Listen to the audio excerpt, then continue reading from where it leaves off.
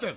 And Chairman, good afternoon. Good afternoon, brother. How are you doing? Very well. How did you find the program? It's a very interesting, and I'm very happy as a chairman. And this historic, I'm happy that I'm also involved.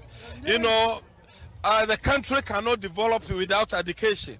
So if the president and the MPP have made a manifesto that they are going to help the tertiary people for them to get loans, it means that Ghana is going to join the developed countries, you know. And he said you don't need a guarantor. What you need is a national ID card, you know, national ID card. This is the first time. And what perplexed me was that, you know, that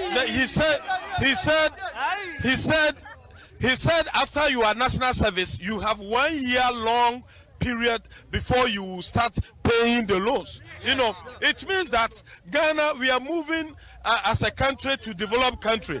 And he also said that all the students or the workers, you know, who will get jobs, they will also going to assist them for them to get the money, you know, to rent houses and stuff. A lot of people are suffering, you know, from money to rent apartments. So if the government abroad has come to Ghana, so this is what I totally disagree, because as a country, if we go by this provision of these three documents for a means of identification, we will end up disenfranchising most of our people. Mr. Speaker. And so for us, you said we'll end up with what? We'll end up with what? This franchise. Yes. Mr. Speaker. Disenfranchise. Honorable members, order. Honorable members, order. So that we will not disenfranchise. You say we are forcing you to come and do this toilet. You people don't know what to do. And look at what you are coming to do. They say the toilet is smelling, and you are it's smelling. Is there any toilet which that don't smell? So who's going to do that? Is there any toilet in the world which that don't smell? Are you know that people, if you are saying you are doing the metro, why don't you come and do? Why don't you come and do the toilet? Why don't you repair the toilet for us? How many money have we given? I want you to come and repair the toilet. Okay. Then we'll close it. At the right time, we'll come and do it. If you close it, you know what will happen? No. If you close it, the people will definitely themselves here. They'll sit around, and there's no toilet here. Honorable Amin Salif. I would like to thank the President, His Excellency, for the wonderful speech of the nation, of the State of the Nation address he has delivered on the 25th of the 2nd to 25th of February 2014. If you look at what was presented to us, it's very much reflected on what the situation of the nation is at the moment. If you look at in the side of education, the president made mention of any development nation that do not take education serious is not worth emulating. In that case, the president has made education a priority. I believe you mean any developing nation. Yeah. All right. The president, in so doing, the president has made education a priority in this country.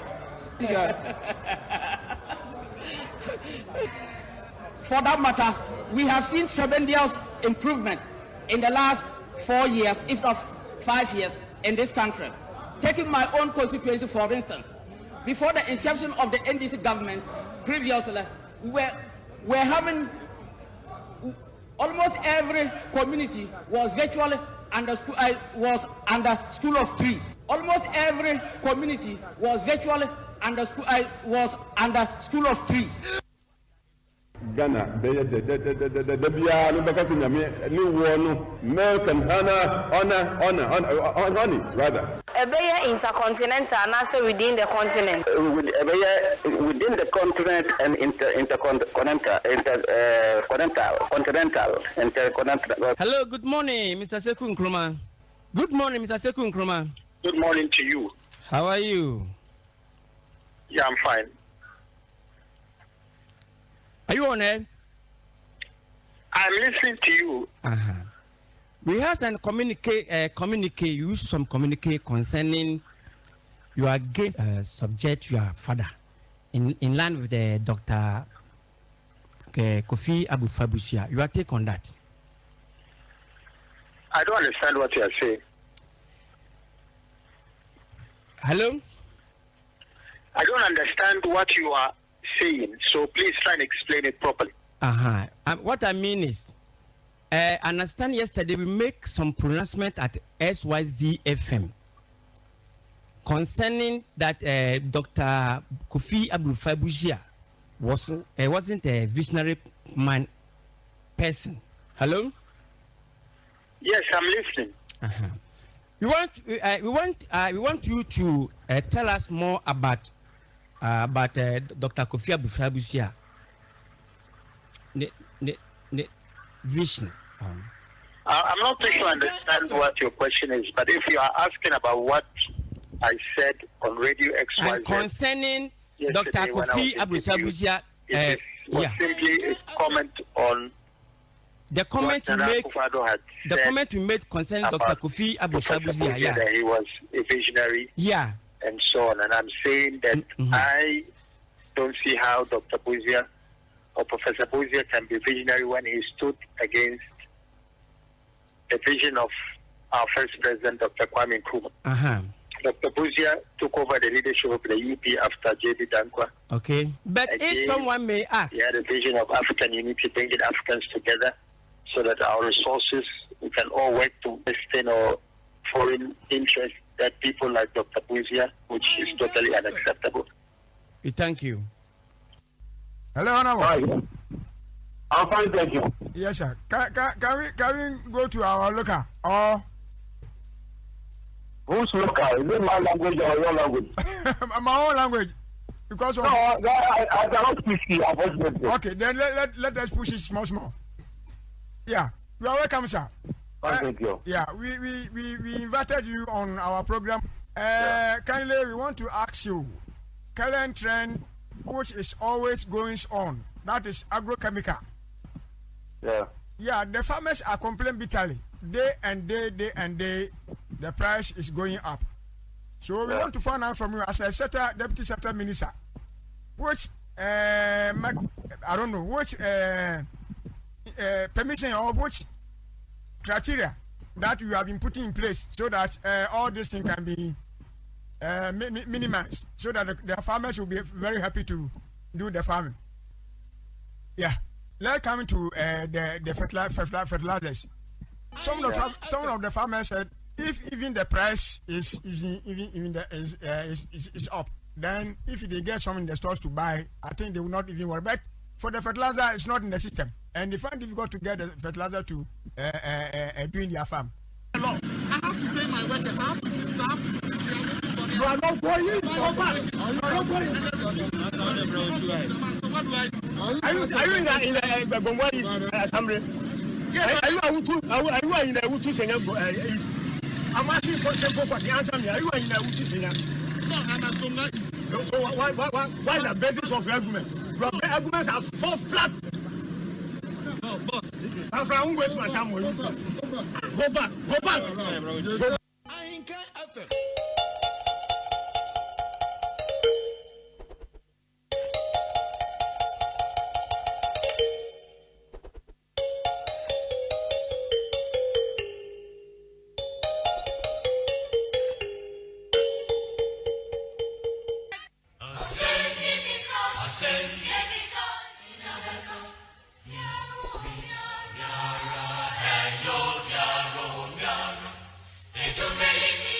To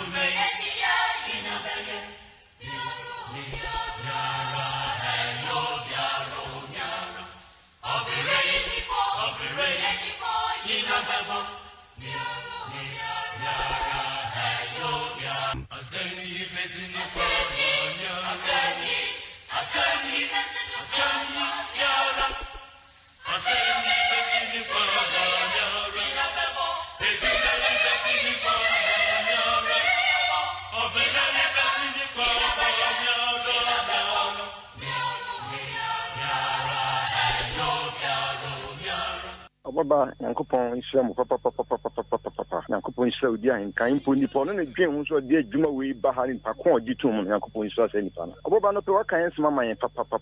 When Yankopon count, you know, the count woman, the Yatro. Oboba, Maniji, Emma, who from Marseille, and they met me because my trust every time. We a product, to be frank, you are a product that we have to be proud of you. Yamishra will be great.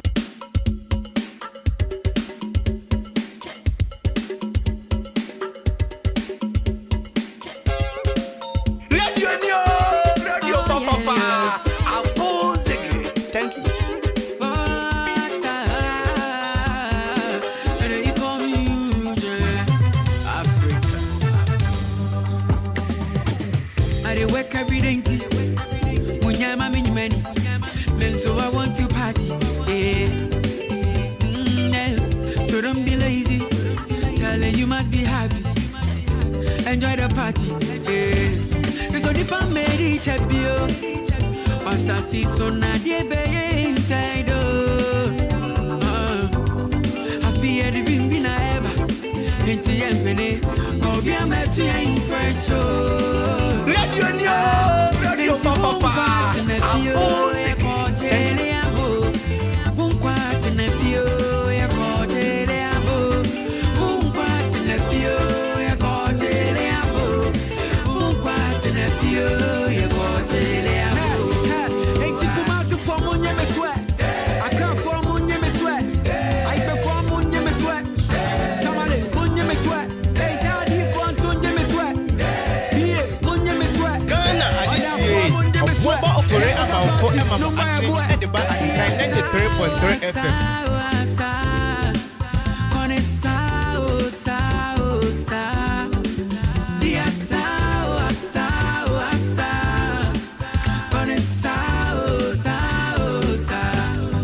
Four minutes after 7, live on Ahinkai 93.3 FM. Me pacha wada chinti mami nu enin komo we. Yenin komo we wada chinti.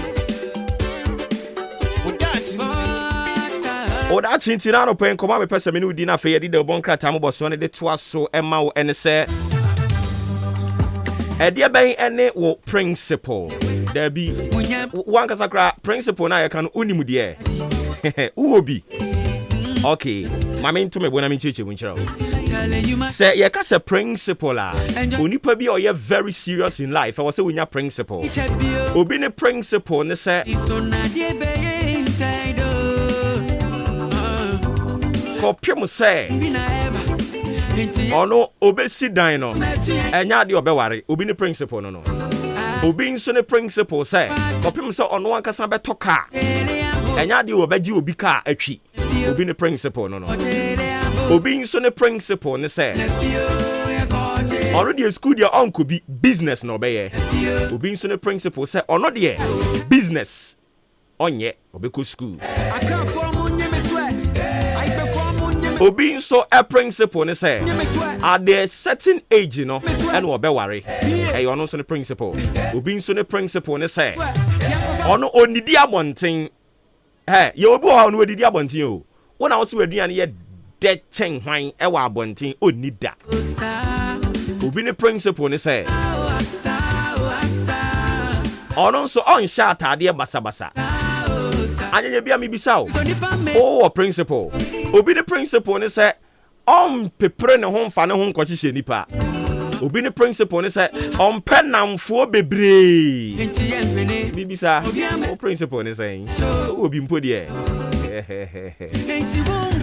Okay, and until I was saying your principle na etumi a guide o.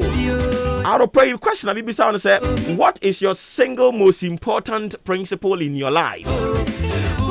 What is your single most important? And until me kabisa says principle no kroni ma de kode de. So ni ma de kode de a ene na wo bi. And until no pray say we need principle la. And then Mesro honorably once so I was say ope principle. Onipa bi I was say we principle. Inti obo about me principle ni saying. Me principle a discipline. Discipline yourself. Let me also discipline myself. Na yina yentena in harmony. Me principle. And inti adie bia emfa discipline emma no. You will never see me there. You will never see me do. You must be happy. Enjoy the because I discipline and a bit more successful in life. And sometimes when you talk about discipline, it is something very difficult to do. Of course, discipline idea any pampe, but of course, that is my principle. Say always, I want to be disciplined. I was say, "We delay nimu, I had ye di, ye na ye ni lie nimu asumjemu, na yem fan koyeng nimu." That is my principle. The biggest question, Ami Bisa and Openi say, what is your single most important principle in your life? Who the principle? Why you say emframa, eboa, atentenhuru emframa ebo, baby abebo bia nenam. And ye could di now the chiri, or tonight kobo and seven the chiri, at the chain koshatare no the chiri, ye who know the chiri, ye soon know the chiri. No, you will have to get that particular principle. I will say we have principle. And no near dia. Media way ni madia mi jidi, ni ami disuni. So what I say? And it is our principle, and so na into me more pa. I don't know. And I don't pay with that into the make a chow say. And your question put on me say, what is your most important? What is your single most important principle in your life? Dear body, work hard. Make sure you realize it. Eradin count home. 39 minutes after 7 a.m. Still live on Ahinkai, your favorite family radio station. Jumedia Gusuti marching live. You must be happy. Me macho frame me obuo ba ufori amanfo. Switching to the brighter side of life. Happy birthday, Enko Enfamao. Kechire Kweku Boating. Once again, happy birthday going out to you, Kechire Kweku Boating. A very good friend, police constable, or 37 police barracks. I'll pay me wish you happy birthday. May you live to be 93.3 and beyond as usual. And you know, with a singular honor, and you more or request and you be the amount, and only a Beyonce, in your me pacho piatum for me. Constable Kechiri Kweku Boating. 37 police barracks a hona war. Also ya more Beyonce. Hello, Emfa Emao. Enti hello na ready and pacho yanko. Radio Papa Abozeke. Thank you.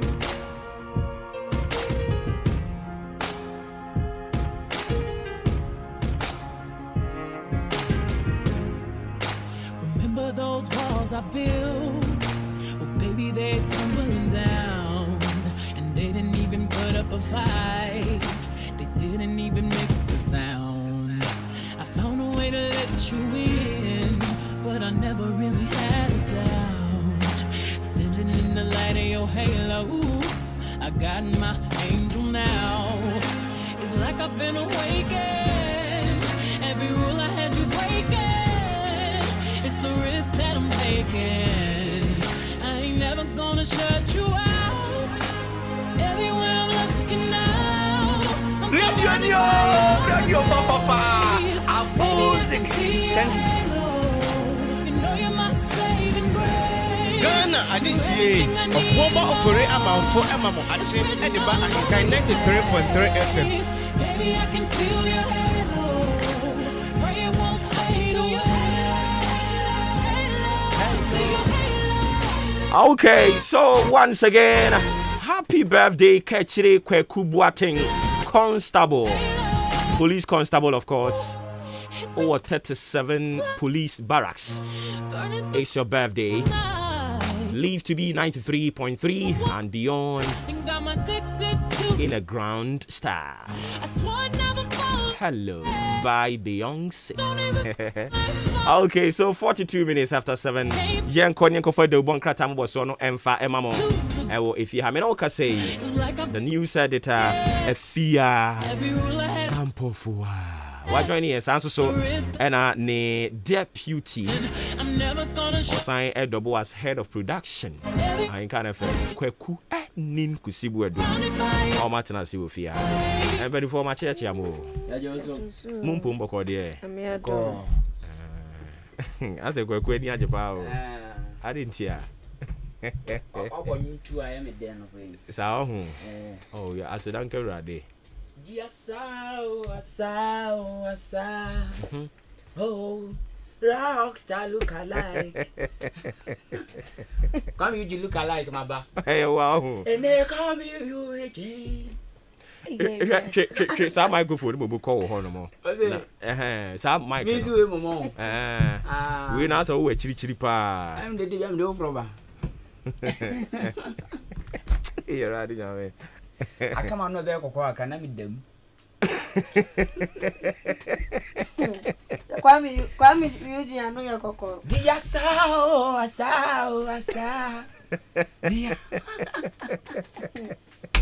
Now I Pedro be me a good between no food, I can't my out through. No,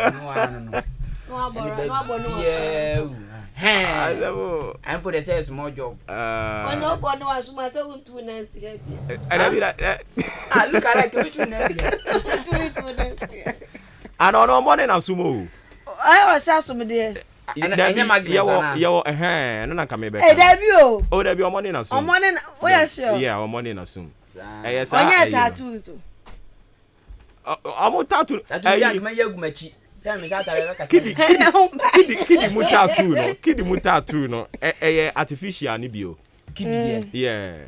Utimi sa natural. Ya won ya omo ya de to we ni no. Ah kidi de na o pepe ko. Yeah, o pepe ko. O pepe ko. Yeah. But mo ade o mo de pepe. Tattoo de se kokko fo no mo ya na FM yeah. Ezuntum ni bi nso. Me an sa de na nya me fempo. Sa. Tuntum ni de omo ba bi omo ya to a. Wa see. Then I'm in Andrew Yato Kwan. A day. Anna. Another day. Scorpion. A day. Scorpion. A day. Scorpion panic. Ebino yeah. Like a shouting. Scorpion, me number be a scorpion. And it's possible. Koyebitu. And I said, why you crying? On the ma. Crama pool. To draw scorpion and nama scorpion crow want to me man. Oh, gracious me. Asamo. Now, boss, and a research or Hana. Oh, research or okay. Research or research better so. Yeah, right. They say we'll draw scorpion to Conwa on nama scorpion on to me cow. Okay. Or cow. The poison uncle with you. Research better say. Say, what tie any a penfo nante.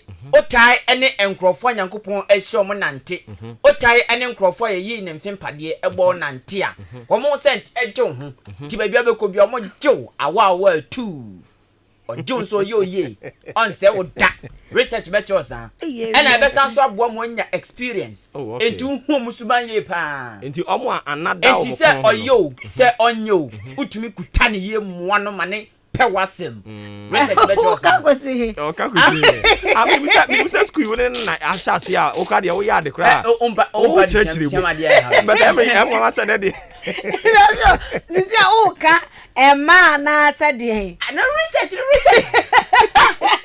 research na pen tawaso research o say oni ne nanti a so o yes wo nya ye so oyo they answer oba muani because of say on your man nanti dudu ananti omo center je ho tunya experience no more impenifo tunya experience no more ubiza kwazi we na zeden ana sina say man na sugar mummies na bi say o na research na da no ka kire yen say research school even na ahase But all course no a reading no. All faculty near interpretation of researches. It means so man so you crank out. So baby or the name no sugar mommy for no the name you. Aye.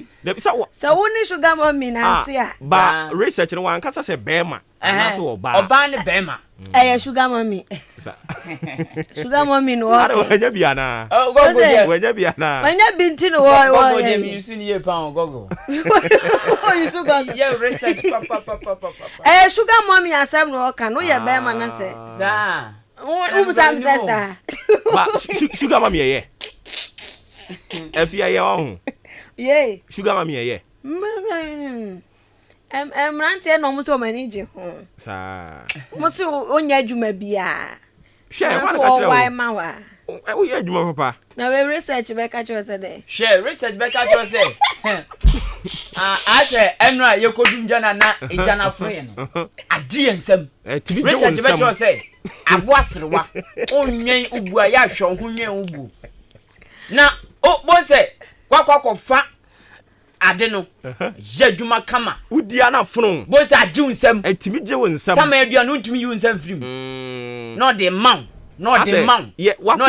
wako school aye bo ma teacher ni se mebo mo onya so ba akumi no eje tra ya say ampa ye bebo mo uju wanye ye we de ye bebo ya bo ba ko awe ya bo ba ko de na je so etenya ye nya bo ba ko tra we are dying ebedru so ojo hwanje so pes kantem nene se abrewa nanum etutu kura no obefifim so obehye na shatabando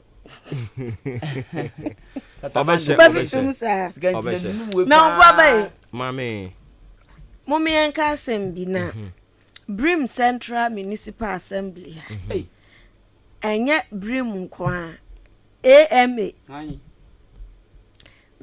taxi drivers for no minim se wonim se taxi drivers for no ma shada permit se ke hu trotro na ka mate wo but se taxi drivers ni bi enso nya mate sa ya taxi driver na gba ben no so busa obeko no tiachi no one nza oyo ba na bema emema etimi edi mate emani bisu hwe na se ka no elodi temono aso timi dani mate oh we said yeah na taxi driver boss so ben pi hwada ma fa me cylinder me popcorn ya me chi ma chi awie de cylinder ni kosi baby me hu ya say taxi driver na try you there ma me ko felo gas say am be friend me de me cylinder kosi baby afedo bi ase musi aso dia ye o ya jinse obo so am pi ade am nko felo gas no gas so sign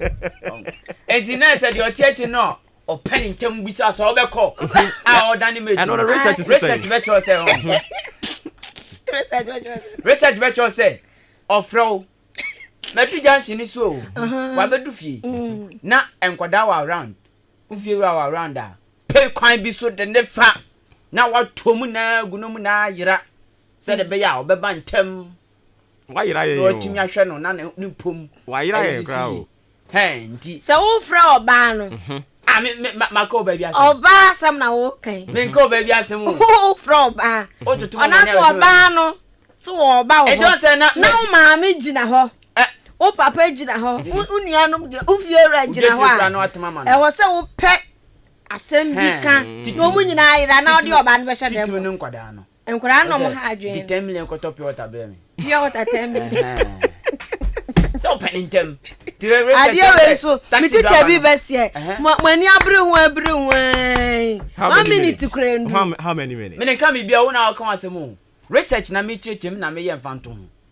we example timi de to say taxi driver na egbo aben fra no de otiache na otwo no penintem te kwan obefa so a obebantem ene so be yi ni nsa abusasa na wo na je say ni braba ten no say say no more around 10 million graph 10 million graph wonye nsesa wonye nsesa afi wu ya ma uri say wadi nko asem what is 10 million the top your addition there ye oh yes research there research ankasa there ye adwaman research oh there be research ankasa adwaman who research but serious adena ye pre bibri but enkwa he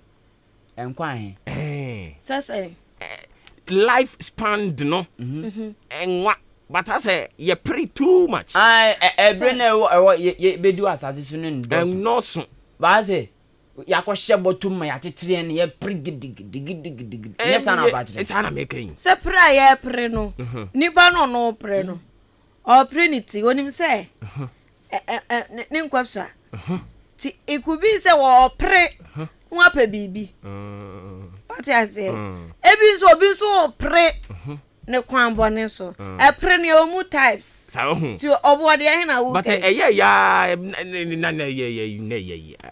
adentia de he no wo ya to madwen go say no your research member ni bi research member no say wo say ya na ya ma ko file mi ho yi afa na mate ase ade ya ahe oh research na bodam ni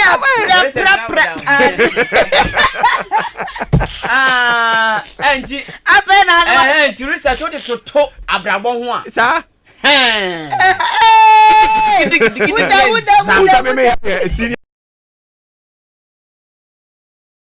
and you say ti won obi ti obo say as a teacher ni akira de no mo example o ti ase ye me na me visual art no ye kire ade a how to put a clay on a potter's wheel na ye do ko studio na ye ko kire wa o ti ase keke enu ti na visual fo twa o say ye ya bon no da bi ye ade ne ye kire wa practical work ye ma o gentibo sa ka o tim ti na visual fo aben no nti am nwa sa tenya se course na fo edin papa o ti ase se wi ase abra boy ye mfa ko ba bi abate be pepere ye ho a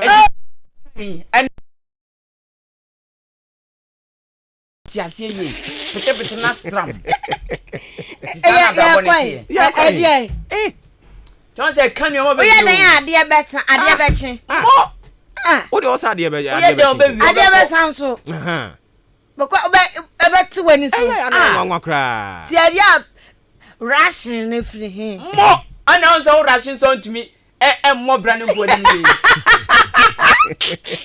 all ration so to me mongo abrabo we di me born pound abrabo we brade abrabo we unya abrabo no so a because 2021 me born papa no ye jogging no riri no kakra ai abrabo edru so a sisia January pe no da ho o da ho de ben to ti dia o kan meti ase a na che say o de mari chire mu unya oba gra men ka ba bi asem unya oba no o potimi time oba bi na gawe me sa opene a me bonus style bia bi o be pre ho akoto nura no maye ya ba ne beda ho bia mu a fia January pe ana me radio so danza na so ko bi se na me he ba clinic me radio so ana me di komo chire ho and then Piggy Bank Friday a health tip off and around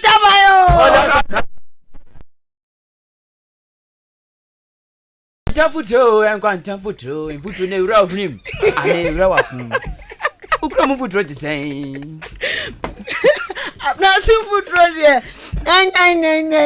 na me say 1 minute bia odan kwanta futo en futo ne wura wanum ana wura hrim wura masu atale ni mu ti sen umpa wanu so bebia mo fire na team what's that ground you fire team research dey amuntie kama ukro futuro te sai bra bon tum say no kra nsem ni na no kra je se sia la Ghana de obi akro futuro ye nya research kakra wo ye betime nya research wo my that is it omo twene tan I say we research better say ade ne ko your favorite ade mpew onzo se mepew na chenchina tina ode fasoro na ode afofom ode toya na ode atoya me papa oka me papa company ni we ensema nkese ene oji tuma meye we amaw sa oboa January no dwodwo penu ano no ti ilevi omani abre se chenchina cha yenjin tum ombombe ye nyuma ma ye ombe esi amaye no we se tbeta omoboa oboa ma oboa mo bianji 11 tum mo bianji 11 tum e ba chiwo said okay 11 somebody yeah ya ba ana say say be democracy yentia demonstration kasa kure ba yentia dem I don't support e-levy me kra me mpe hwe na me ma me akosia Grace Yali na me send ni ska kama no ana me fe me mpe yentia dabi yentia enti eno na ye ka mo ba chiri ye nyina kogu mu mo nchiri ye kogu yentia enye ebon kan ebon omo tiri abon omo beka se yentia e-levy Danado maba obi din Danado so kan sa me bente so se yentia o no what ye yambo the voice den sa dabi so wanya specific wanka e-levy ono na all ka taxes etuo tua de obi ampe but etuo anyansa nimu de ni tua anya kora e-levy ni nyansa ba kora ni kitikiti se nim e-levy ni de nyansa kitikiti se nim nyansa no mo so mutu tobutum nyansa kitikiti se so mi se ni na e-levy ni be ba ma me tobutum ate so e be san de ma IMF no mo nko no mo njade so IMF no kora wo mo nko na se yesime mo mfo bi adwuma mo mfo mo guess ya bre wom ya bre yesi ai yakwa mo nka obeka si mayan fa omo odi omo kokro mo nka se ye nhumi biem omo nko ya omo nko so omo benim gwase o so omo ansem omo kekan ye no ade no nduru ha say you know my research back we ade no hunu ya enye tobe ayi na ba ye kama wote park na chi wote park na chi o etwam se me ye de mama mebo afa ye de ma wo ato na to papa ti wo hu oba bia no say research be cho say ye mpre e wo nyoma bi hu ade ne anyabotre opa friend 3 times daily ne nyabotre ne hu ne tactics de opene de ompe na fama no odi ma na asomdwe beba na wa baba ji Ghana boss na mfa de pe man ya be de ne enwa e be na levi ya je atum ti research be cho say hu a nyabotre ma no hu de ope ene de ompe na fama no odi ma na eno ano no wo mo ne ma nkitinkiti bia hu a eno ano no otumi tu ase afebo ade we ko mo ye smart kran ko mo ma me kan tu ba mentin ye bi mo ye enka no an se mo ne MTN fo be kan bom simple naka back door martin ko de because town hall meeting na fa ko asam krona omo tete ye bata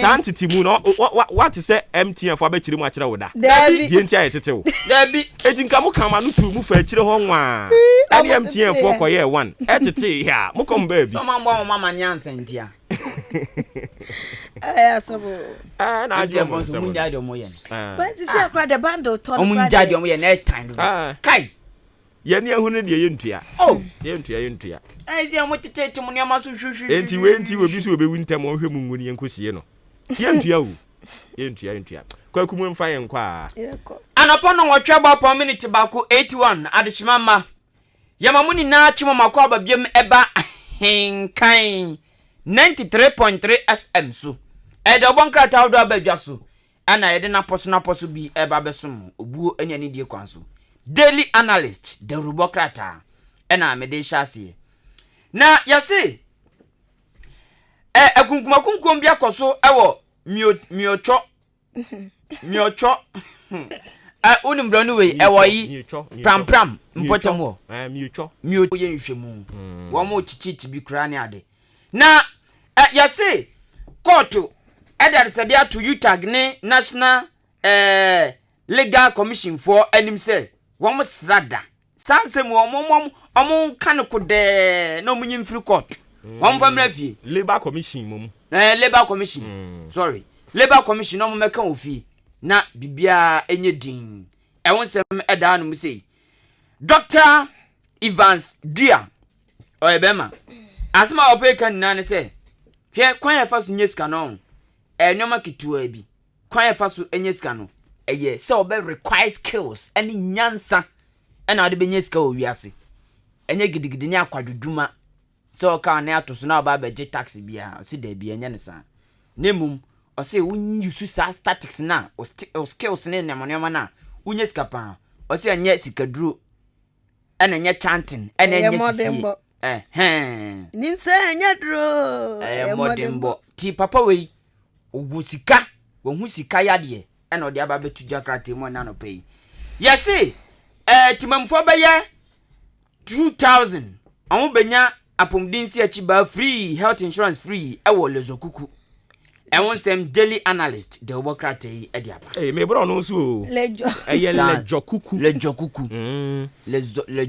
lejokuku na zz na wo mne say no yira research vegetable say no be yira research abe lejokuku e ho na research baby okoboy research vegetable say too ai nya deputy former deputy health minister oh ano so right so ano so am baby emo but oguso no ya adwuma pa ano so no oh ya adwuma wo ayi ni mu pa constituency ni mu minimum say so san kobi mu ne to aba obewi ni on yes what the bicycle almost we twi bicycle Ghana for ya MP twi bicycle there o invite na bedi to asika tell o da V8 so abeka almost we twi bicycle dodo nti omo ato aba na tia no okọ party a omo onyi sika kese hwe almost we wa ba we ya 500 Ghana yes the sika kese we 500 Ghana nti no ato aba na tia no it come 100 million 100 million said the nanado be boy no okay ananka we 1 week 100 million nanka bia nka oba ayensu a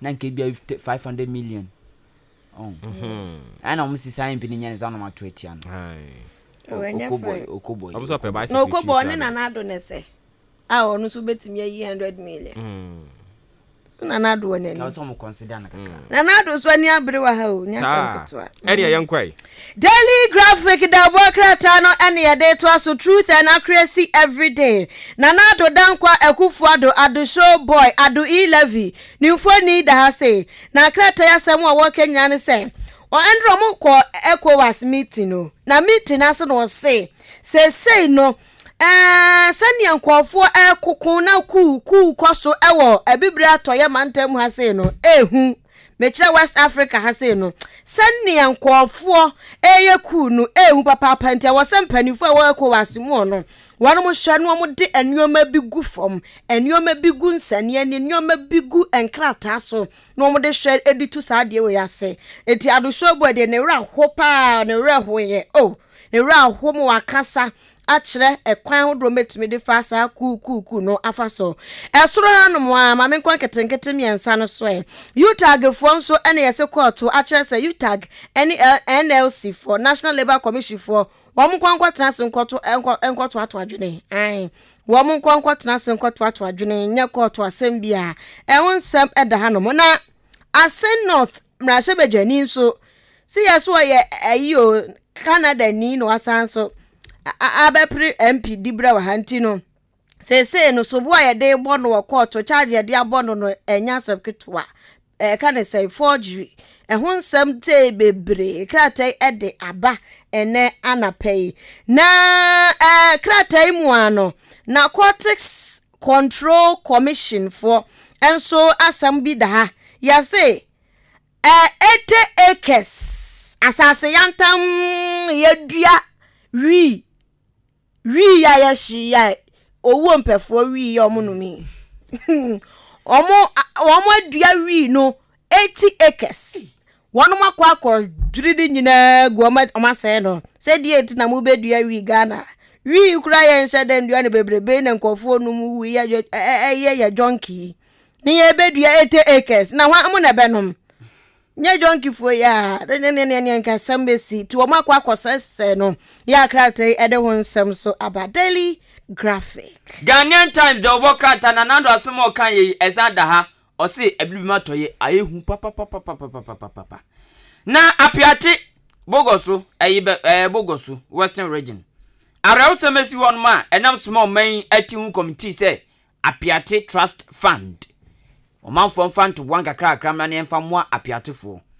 opanyino otua saa committee ya no eye Reverend Joyce Ayi mami si mun donate mun fa chade ne mra enioma ne mra sika mra nioma mra mun famra ne fa mo apiatifo mami edar sedia to Ghana fo nim anopayi ewo Ghanaian Times de obokratem dodo na yaboso dada Republic President Obokrata no enamede to aso na caption here da zero anapemi masresa NDC's Boga MP in trouble NDC for some more Boga MP bi ho Canada Boga Republic President for mu dia sambeba eti omonso dia ba owura ajachi kwesi na asamo no ye de charge bebre no ana bono oh papa ye hu amane papa tisese no mama na to faso ye shi levi omu yi papa we free so a enkofu ebenyom tire didi mu o eto amom so aso ye na Adaklu District Assembly no ye say His Excellency Nana Dankwa Akufo-Addo say DC is romuso ehwo no deli bobo Nana the first one akọ omuso mompe second one almost bompe third one asa reject no krato di aba ya wo bomu enchiremu na enchan yesi gbechele ewuko gbechele ananya sa sa bebe yesi wono mo an robbers eben tema okay enti ya wono mo no yesi ya shoot an robbers bebe mako nine eni arrest baako ti aposifo no egbo adwuma e wo ho pa kratai ede ehonsem aba na Nanado show boy adoyi levi asem a wakan ECOWAS meet yomko ye no krata na ne nyina de aba ehonsem eda ase ena kan sen esoro no musa arehosem otomfo mpanifo kura otomfo ya wone be wo ho ye se ba bi otomfo bo no kwen na ho hia no otomfo yi baby onu peja na yi kobo ye no na ensem fata se die enti ne yese otomfo de eka bibia yese bibia moa mo nanya kama fade tu jaimu na fadanda no anade ninya straight akwada kitikiti oton ne pia water ene wakọ fefe no wakọ sese no sese akwada no onu a wanyem no kwada no obi oton pia water wanyem no tomfo fa wa yibo baby papa akwada ya ase na adekọ boy enti sese ya jeli no be 15 years ya jeli no 15 years okay ya jeli no 15 years akrate ede honsam aba na KGL group ene yeso makwa akwasan 10 years contract bi na omo ne NLA for na kwasan ye 1 billion contract ene go makwasan akrate ede honsam aba Republic Press the Obokrata the Inquisitor the Obokrata me ko yenuan mombeka se ewa agbelema wo ho a ana ya atem 5000 na mam business 2000 me ko tadi ene nimpotem enzima east abankra chipani mami we dwalai papa yesi ni buafu pa na he ndu ko tumisi wakota Nigeria pen we dwalai papa yenim de nti we dwalai ko pekra tebito we na poso na ko kan adekropotia ama enzima east MC we dwalai ani buafu no na krata ya de watwa to apatre se IGP Dr. Akufu Dampare nensano ntreye akopie energy ministry nensano ntreye akopie energy ministry sana krata ya tre atuya no musie yesi KGL4 ekuno womne National Lottery Authority for fa dwen se womo beko deal bia no ne 1 billion Ghana cedis 1 billion Ghana cedis ebo anyawama entina bro nyam chicha nkoko no ehunsem eda krata mu enanope yesi security alert land guys akogu East Legon eda asem na asi kopɛ de Inquisitor de Obokrata ne bi ne koto ne biebiem obehu nsem property ahye ho ne tumunchini we na poso ewo ahenkan 93.3 FM the Inquisitor mediasi the custodian da obaka tano ene ya deto aso no nsuro hwe na asam no de ba no no kratrotrodo ti do betimi de ho atoso asia no mo dia mede sha asia no ano dompre ena kase asam wo kenya so se o ka che ni nuanom na hyebedwafiefo se wonum nhwe no mo so mpe tactics bi a betimi aboa na ku bebrebe ati asete ewa West Africa ase no ebetimi abrase won sam da ase na nchan mo aso Minerals Commission for ya say wonum so tabri sika esum 2 million Ghana cedis akoma apiete fund no enti fundi enioma akom papa ko fo gusu omo contribute omo gusu ntikusi one obo omo nya ward na mo peka kra nkotum o se mu dia he apiate dia no I don't so mo yere yin so ya mom ya create fund enti omo se yamfa kakra metum ai na National Cathedral ne se yensi nwie se na star eno na star de mo tia bia tu star 9 say 27 o say 24 asemu enti we was entre hey enti ya no di nukra na wadi ana wadi nukra so sa we no mi tie kakra oji ni din papa mi tie kakra oh because me hu sa o de to sa na ya no wadi nukra ma enti ewie kra no agba ma no mate ya no abebo mate ni pa we na say research virtual said there when yan foforo no bo so ho pim on the na afi no aba na say vem no asembe na wo kan ka yeko kika nse asem ka bi refi ye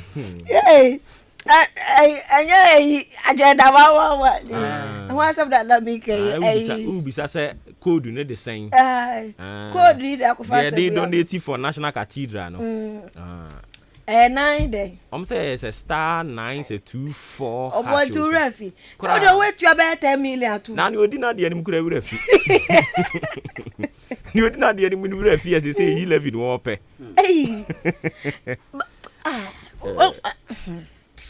okay shusha ni o ma agena wa ne so amuguso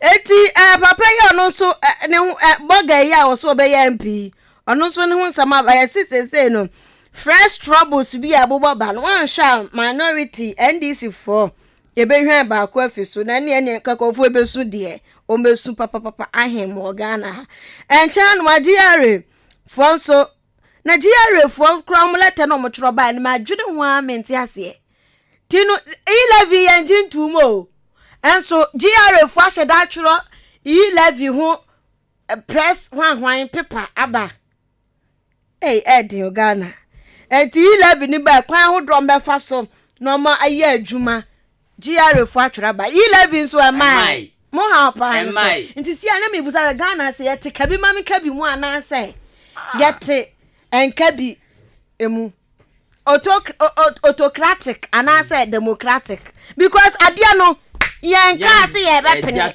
mo so ma trocrata aba giare fatro ena 11 ni ba ya be ye nioma se obi asoma no yen jintum the custodian da obakrata no emu ensem eno no the new weekend crusading guide obakrata na de shimama me de to aso amama no pei na emrahye bedwani de momafo wo secondary abeton peso aso onimnyafo Andrew Kofi Ejapa ode ababa tudwa se egbo Ghanafo sese ye de katwom ye chenokomoa ewo IMF International Monetary Fund eniti ye kwose ye kwaje busi obi amfinye so mbe fiye mpo a ye ka ene bebebri eniti mrahye bedwani ade atudwa se Ghanafo mumme na ye nti nanado ene nipenufo ase ene ye MPC ase na 11 yenji ntumate ase ekọ IMF a wanhwe abrimbrim beku yen yenkọ ye bedwen ye bekọ ya mumme yenkọ IMF ye bekọ enti secondary MPC ma yenkọ yenji ntum ne yusu ye de na ye kwa IMF yusu na sasika na enso mo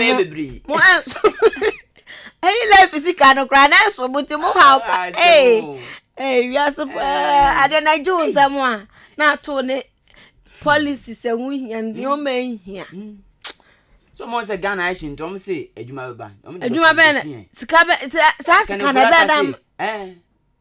Adwuma hia na de beba. And the second MP na kasa asem no. Onimnyamfo Andrew Kofi Ejapa wakasa asem no town hall meeting na koso second D and odin nsem we atudwa. Na ya say police for ya bo police for bi subo. Ya bo mo subo say wo ma di dwuma bi a enye professional. Enfo mo na kwanso. The new weekend crusading guide and odin nsem we buy. The Daily Statesman da obokra tano na mede to aso nsem we egu ha nyina da. Ya bobo so a you tag any NLC for se koto ahye se ye mo nkonkwa tenase no ehun nsem da ha na adu show boy adu E11 ono nso ECOWAS meeting asem okokan ye no ehun nsem da ha yesi yemfa sanction fufuro bia tabunu fufuro bia nto Burkina Faso so na adu kire se ECOWAS mpanifo nhwe na asumdue enkoso e wo Burkina Faso na entokwa ene kuku no emra for my hon sabness eda ha bie mu ena nche ha no mo so yese say wonu ma bubuafo wonu a omunya na ntuo nyina so yankopon sa na obo wo mo obi mu nsani ho wo mo madidem no yese wo mo so foto no ya increase no 200% krata ediaba 7 member Apieti Reconstruction Committee no ya pa wonum ehun sam da wo mfoni ededa krata ede won sam aba the Daily Statesman me to ade obon krata bo so nso de amade shimama me wo the informer de obon krata mu the informer ena ede o mampani na nado danko kufuado His Excellency asma betua sei na de opanyini ekani na ne se Ghana for ma wonso mo dwalai pan wo 11 ho nanso no kra wom ene se IMF ye kwa wan hwa adwendwin bekue ni na Afri Ghana ye na ebe wura asase enu tumo ye ntiase na ye ngi 11 ntum asema na nado danko kufuado aka no Ghana can't depend on IMF perpetually enjimi goda mo zunga ye mo iska de bia ntia ntum na nya dwuma mo pomumpo mo nye pene e wonsem edakrate mu anopi na dom kuma no so asin not mra shebedwani asem a IP nso yi wo mo dwala pa afie mo sen oze afie wo sen oni moze oze obobo anokika kanipan oze afie wo sen wo ma afie mo se pa e wo mra shebedwafie e wonsem krate diaba owura bia no ye osuafo ebibi atwam no ye osuafo wo man mu onimnyafo kwabena owusu yesi ekobi ede subo won ko bono subo e wo special prosecutor na tena ye se papa no bribe bi koso no mgidi pass ne ho bom ti omonye ne mu nhwemu e won sem krate e de aba no pe e ye the informal Ghanaian publisher da obokrata no ena ye de etwa so asin north mrasha bedwadi ya say criminal charges be enum ene ye de aso ne ti so nya sam ketwa ti papa ne ti den no ti ne den nya sam ketwa na encha no manso lance minister so afọ na hwensa ase papa Abu Jinapo wa pa nkofo a won ba be hwe Apieti Reconstruction Committee no eso wa pa won ma che Ghana fo so mu ni ene wo hwe 1 2 3 4 5 6 7 8 won ye 8 no Abu Jinapo na ka ho ye 8 asia no na do se democracy se be fa ne to papa fra ewo bibrema toye hai na ehu behia se empanifo ECOWAS empanifo no eyire nneomam kete asia no wanso Dr. Osai Kwame Despite ne mfinhia diosia ehu anigi a wo moje ye no ho nsam da ha ya krate edi abana ni ohwa asen central mrashe bedwani no oda ha kenofori ken akompre kwa Japan Kennedy no oda ha ena Dr. Osai Kwame Despite ededen satu ni kom krate ede ho nsam aba Ghanaian publisher pen ultimate paper last but one na ye ko the chronicle na your chronicle e fro bi da hey ade odidi blo nya bra na nani hwe na nufu ati agu e ba chomum na YouTube live search ahinkan 93.3 FM bra YouTube sisi e ba ha de the chronicle nipa fu pa be ma papa pen mu pa na fu ene nufu ati de nufu MC ni ana we ni MC no hey me pa cho mumra YouTube live na mumhe we afro we nya common sa the chronicle e kasa fa afro hu ene say 6 second di takra de abankra chipani ya che no ya chim sen say papa obo bi nten o trete obi papa den o trete obi o den enti si ano ade na esi na ni mo trete o den aye police ni na o trete o lance corporal on o corporal dia we bi na furu so there be nipa na o trete police ni na o trete na o corporal on because my own cop say just a corporal na the chief COP or we no conference saying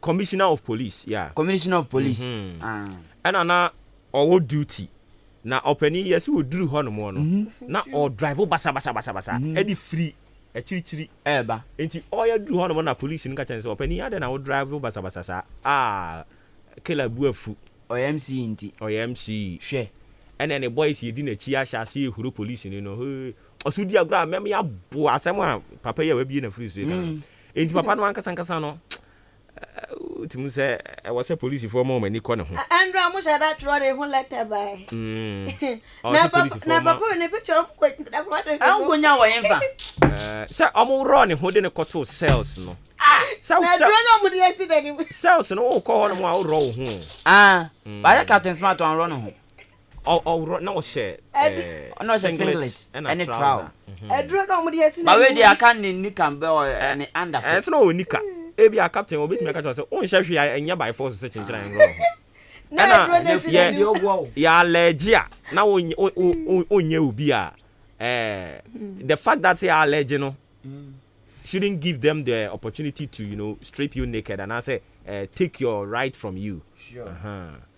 Into ya allergy crana still enjoy something. Na dro na esi na nim no so munya na. Opun na na funu so ate. Opun ado na. New trios e hwan.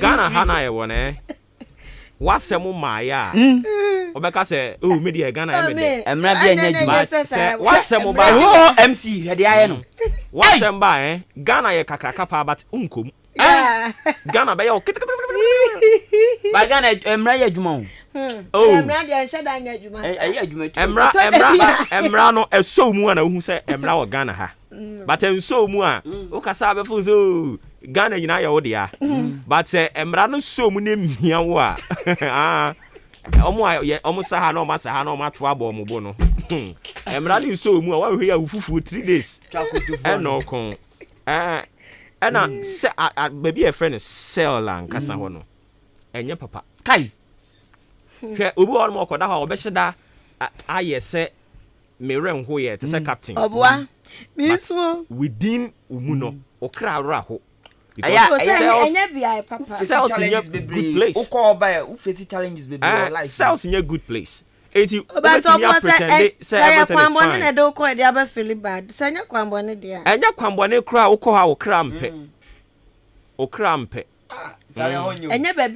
anya baby papa yeah but opani we utietie nsem no anka me police for ni statement no utietie nsem na oye obi a and I just say MC no no the MC kekela and say but show the referee no say ono no awaba no na you obi na teso awo nipa no COVID-19 ne kun no na wo baaye enti e bia COVID-19 kun no ono baaye no si da bi and you say me punu police for ne be tie enti no be bia wo punu no because akonya no teso no COVID ne kun no teso no the new tree na okay oban ho baaye pasa we ni obi na coin no buy nipa na coin yes ni kun no ono re bibi sapon se mo be kai a ampa am ya se ne driver so kura nye bi ampa me kai sa se nti ono buy no se ne me de me ntwen me pun anti opun do preko anti opun no mo capture no hey ba le chronicle for picture we pa ba na fusu pa na food dia na bi dia so sin we ana nufu ebi dia so bam no fu ole ya kike kupa di papa bi dia adani mi hu no ha afroni me mo afro da ti bi show mo bank on be den ego so ko mu ti bi ndwa no se oba den da bi so oba shwaya mobo so uze dia ka shwaya mobo ko dia ka ho no dia bo enso kro so no bod den nti oba e ma dia e ba ye ma ho asam ka A difference. Oba akayenti mi ndwa ne se. Ofa amwana praso amwa ho no a. Ye wo kuro bi a ye friend nwi so. Enwi so. Da bi ensuo ne di nwi. Nti omo akotena ho ne efre ho nwi so. Aha. Omotene so. But ye sign ewo baako a eno no nso so de nwi so. Den. Odi kan ansa na no aba nwi so. Nwi so. Da bi. Nwi so. Aha. Nwi so. Da bi. Enye nwi so. Mo follow mo lecture. Me tro dia kire mo. Yate.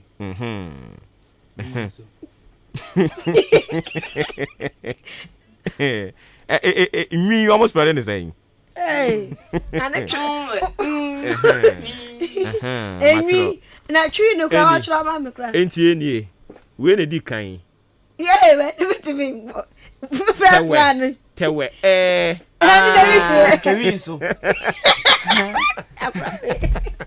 Say kru. Oh, ye kru. Twanwi so. Kru. Gana nkru gu ya o. Kru. Oko electoral commission ni amamu na obehu. Kru pa. Ese afamasi akoto mu nyina. Ya. Pigu. Ye wo akwati krum. Akwati krum ba de sa ha ya. Adwin be bo mitri bo mo tutu nkru. No nim de yemo mo. Kwati abo so nim de eyemo mo. Ami tell me mako krum na. Twaso. Oh, mama bia no be new history. Remember history there you.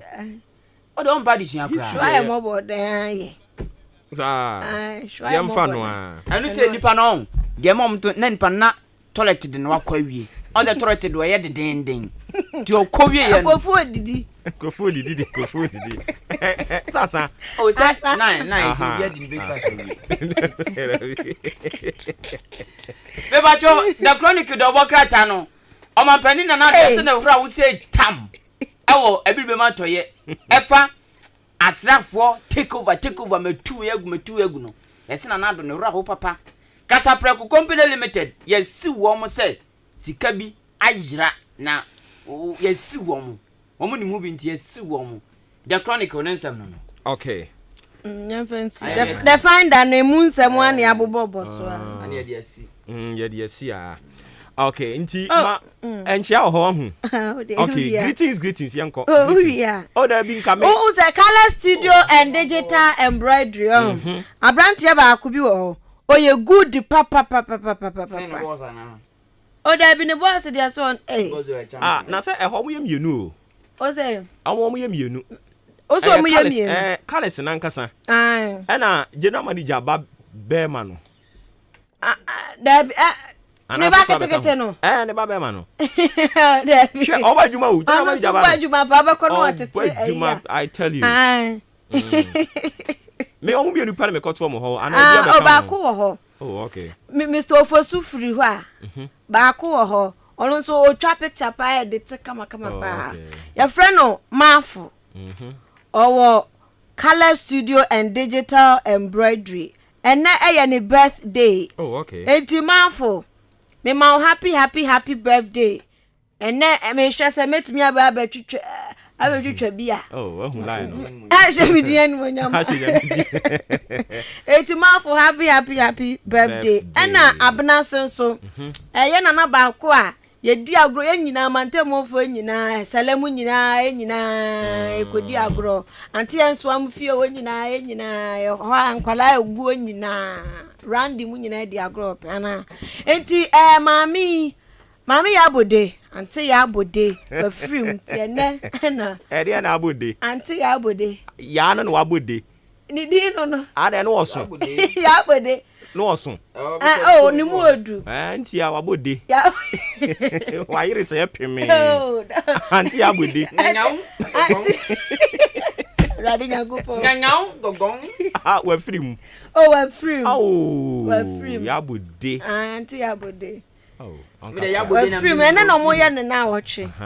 Okay, nti talking about and then omo you be na watche. No say and then so na Bosome FM. Yeah. Omo general manager Kane Spanky. And then ono so na yie ne hyase. Echina. Sat in a crowd. Sir. I said no jams in and me vigil. Nti ene adwa bene. Na ochina omo edi na to mpa so. Na ye nyina akɔhwɛ na ni echi etwa to. Na Spanky ya pen crab bread. Aye. Nti Spanky on behalf of marching team no yeah we she abusuafo yakɔ they should accept our condolences. Yankopon kan omo ho na onkyekere omo re. Nyame yadom echina yi nyina wa beta omo achi. Sure. Na ye ne ka. Ochina nso efo gbotogbe senior. Yes. Ono nso wadampam ye na ye gidigidi. Na minyani di na ka mbochiro. Gbolenyo. Mr. Jacob Gbolenyo. Gbolenyo. Nti ono so nyame yadom ene wake up. Se kwa dey wake up omo nya biem. Omo ye bi ye. I don't have typical villages in omo ye wake up nowadays. You were keeping well. Omo timi sa na mfuturo na kowie. Eno na kusi pen. Eno na kusi pen. Kusi la ya on the way keeping your find the agro. I see. Tuko we mane chino mo sa. Moti amfram. Eti ene aye ne hyase. Jacob Gbolenyo. Ena yura Spanky. Eno no beko so ewo achimso edru. Ena Sekune achimso edru Sekune dey satakura de na wo. Em se bro no e wo so edru. Aha nso bi wo ha. Sekune. Okay, nti ye nyina beka kota wo mo achi. Bosomefo nyame nkyekere mo were. Na onhye mo anemu. Amen. Okay, mame na masena fe yentwa so akire. Na me nwanwa me ka asenke ye bekwa buruchiri nanka. Ya kire buruchiri fo no. Ye nchia wo mo. Okay. Me da si bebre. Yentwa so ewo efie ha. No mo ye bekọ ahoma no so akotwetwe enkomo sisi ya ye ni yera Professor Solomon Nunu or national president Edema University Teachers Association of Ghana. Prof Oti Yanka anope yamu achi amakwa baba hinka FM so. Mejo so. Wada Roma umpu mboko de. Nyame adom mpo mi na wo. Nyame adom yenso ye ho ye papa. Nti enra ye hu se National Labour Commission any UTAG mukopie mu court e ba deporting ni si wo ho because empany said you kwa 10 you ba 10 ntem de atiti bibre no but mo na mo call ye e ba asem ne course pa ye call any case ya na suggest me ka ye take first ni asem university in Brameka enti eno na ye basically ye to see e work for ye call ye na enti UTAG e was here na ye be ma to afen sene ye be ya ibetimi ahe na ya call it on strike na labor committee for na ofa ne man to afen sene ye be on ibetimi eyi assessment report na abra o ye say no so on na the employer buy on so na on pay it no e me be pay basically na so they could be court no it to assessment international the next week Thursday, 10th February 2022 at 1 p.m. You be here na wait here after me you may penny for ekokasa na semi assembly for 2 years. Okay. Enti as after say court no emeki ni ruling on this particular issue no ye hu say mo lawyer any semchofo be kasa ya wo kire say wo mu sem panimfo a kire say monko round table home for discussions there now so decisions any woman and some money other members in the kushia me pacho sa meeting akoso sa meeting cost one of 9 o'clock he make us say in 9 o'clock about 8:35 into 25 minutes time yes I see those meetings no the first in the series say national executive committee meeting and not here no I was here in ramen market and so near me so ekasa it is a meeting the chat here na akoso nti edie ben na yenhwe ni mu could it be say munwie no na ma call off strike no ana mu bemiem the bit me aba na say yenwie no me call off strike a bit means so aba na say bia na me no so anko here almost the yen for strike so the two ways they are possible and yeah I think when you for no near who here na say the papa for 2 and pro for na say a call you know near that na e kai insinia the actual many almost in a superman, make that a chaba, because the confusion is a members and a fresh strike, and a members and so they call it off strike. In the area, yen penny back and be an air put you near the mao, they take the final decision. In Kisana, assembly here or Safa. If you're home, you're very near air, but it won't be a one for year pa. And they say, a buying so very high enough here. Or no, there was so hell. I get you 7 year ma every year come one seven. Or better no car and hold on because the Honor one car. Measure seminar, I say, or 1 year ready to overham and nature. Na ekokoba se ma kuhia mu na mo call it off strike na ede ben ene be hyem nkunan pa mo nya gidie wa aban ni mu because empendudu ani amu declare strike yi ma kan be pem ne ne mo hwehwe no aban ni nyam fam ma mo nti britia wa imu no a mo be gi mo adi akole ne off no den na be mo nya sa nkunan hye no Inti bicha we na America say ni ebeshe ni pen franka strike here for me off. Think I sabe can near ye be say free and for anything. But we see in the airport near to for. Inti me say in Bruni they can say I cannot preempt how the members will react to a court directive and answer an admonition of the court. Inti ya ko ene say me say any smart for. Before I go my money and the court can you inti assume thing. Omoka see so much superma in the bay to my and not the members. Woman declare strike, woman there call it off strike. But almost say, oh, 10 year while so all countries here and I be in 5 no time year to my in here say, I buy a better why be my son I call it off strike. And not me a smart for. When they are not the best time, it's your for time for. But the here, let's say, ask smart for no. Yes, ma'am, after the before, yeah, and after my okay, and obviously, no more action I'm more taking on this strike, you know, affecting more academic calendar. Ekobase more resume, yabasa go back, especially send a be benefit freshers are a fee and omaba suku ni mo foforo. The semi assembly accord so far, no thing may be dear on the cry in giving the I was a very attractive calendar because the university in the brain at the it was started around 17. Maybe Honor say not in house at the very started for process around 24 of June. That was last week Monday. But 1 week at the training course. It is some really true. Not that they see a senior casting in a nature. Maybe be a picking up the would say it was a yard in the calendar. If you are not the I believe that it will come up along the line. Okay. Sanya oka say more call for crunch meeting and opeya no yebeja wona makotoa so bibia ni ebesa ba na watimi abumu amane akire ye ne atifo anopeya da ase. Thanks me that. Abusia ye ne Professor Solomon Nunu ena ekotwetwe enkomo no ena oye National President Edema University Teachers Association UTAC ena yetwanitia efre no ne ne ekotwetwe enkomo no some 39 minutes after 8 a.m. live on your family favorite radio station Ahinkan 93.3 FM. Patch of Wagen Chen Fabra Yan Kan Famao 0594841044 0594 841-044. Ahinkan sounds. Semen kanchra say eye machines. And I will pay the aquakudi ujuma a year na ba na bedin to birthday party be engagement. Our rear float be na more call and answer a political rally. More call aqua embarke on be na mube here machines. I was say a de bonum a boamage mediano edimudia. Ano pay na me come for Ahinkan sounds and a day amount. Ahinkan sounds. Mano enya wo ultimate choice.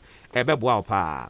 Frewomo was 0594. 0543 35 0934 0543 35 0934. Fresa number no na enkomu bi aka weche ho yentumi eni. Na me pacha o pekente ede akwaware. O pekente di akoche obi. O pekente di akoye bribia.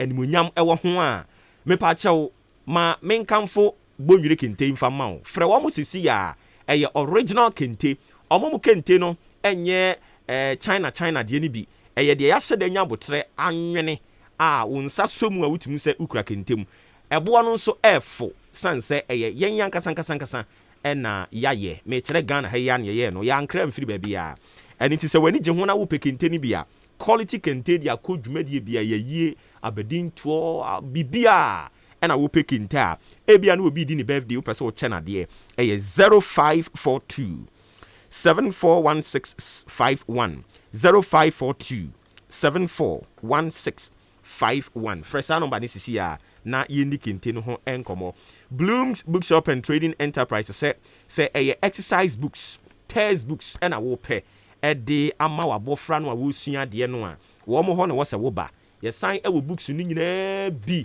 nia ɛyɛ motivational messages quotes ɛne ne ɛkeka ho life guide ni nyinaa oba Blooms Bookshop and Trading Enterprise awonsa ebetumi aka yen enwoma no ebi yen enwoma ne bo eda fam se tim kra and nti sa wo kra konkran kumase takorade okweden yan so kofa books aba e pa cho bebo ka egu oba Blooms Bookshop and Trading Enterprise ya eye tufu obo ne yeton no ewo yen ho enomo and nti sorry schools any bookshops are mo bi na mo pe books e de agum schools ne churches na mo nso mo pe books edegum library mu no ye kanfo Blooms Bookshop and Trading Enterprise ene dia mamo ne ano pay eya na waba akim odan supermarket ye ne GCB bank no ena edi enhwe ni mu 0244 293632 0244 293632 ena 0203 083031 0203 0830 ena 31 eno ne number obefre Blooms Bookshop and Trading Enterprise na yetimi agyewo so K Asenso Limited na ma yenkonya papa enkonya yetesuri di dwuma wo fie ha no adawroma no eye K Asenso Limited eno de nyina de ma yen and it is say swinging wheel office chairs, quality wooden chairs, authentic bookshelves and a wopa K Asenso Limited obema obi emfa woni said you mudru esi etie obisa se obenya ne so na konya me pacho an K Asenso be ye wo so no de ma mo ye asori mo ye adwumaku mo ye school ena mo pese mo customize enkonya no a ye be customize ni nyina won kran na fe ye wia ya soa e de gu ka mu ba bia wo bia de be bro e free delivery a wuntu 1000 kra o de an se obeba Circle Adabraka of Iran Clinic Kanishi Flamingo Road obehuni yen e was Zango Junction eya no afre 0302 257209 0302 919 739 K Asenso Limited home of quality office chairs and bookshelves ebetumi aboa o papa ni nyina eye K Asenso Limited K Asenso Limited ena ebedi sa adwuma no edi amayen me pa cha okai na shade nso se adwuma di aguso utie ni ye maache live on Ahinkan 93.3 FM and into the obe ni se wode wadwen kire de be fa 0594 841044 na yentimi nkenkan emfa ema o yenkwa homa ne so na yene Inspector David enkotwetwe nkomo opani wono eye member edema Certified Electricians Wiring Professionals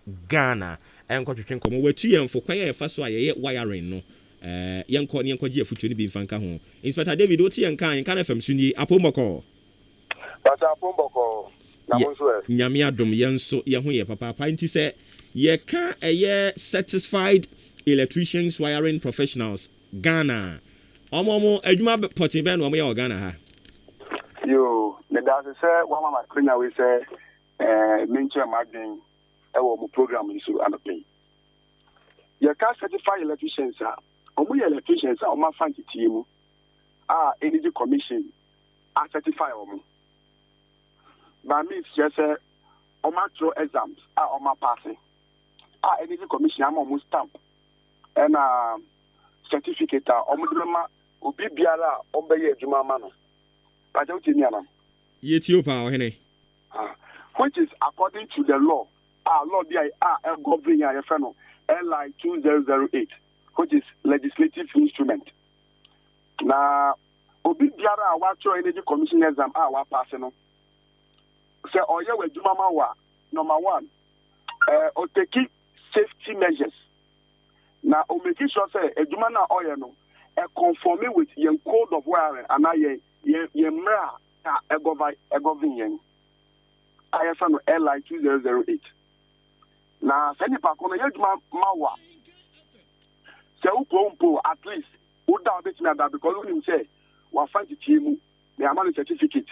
Now at the end of the day, can also we are some installation certificate. HS a juma na wire mouno, a jumapa.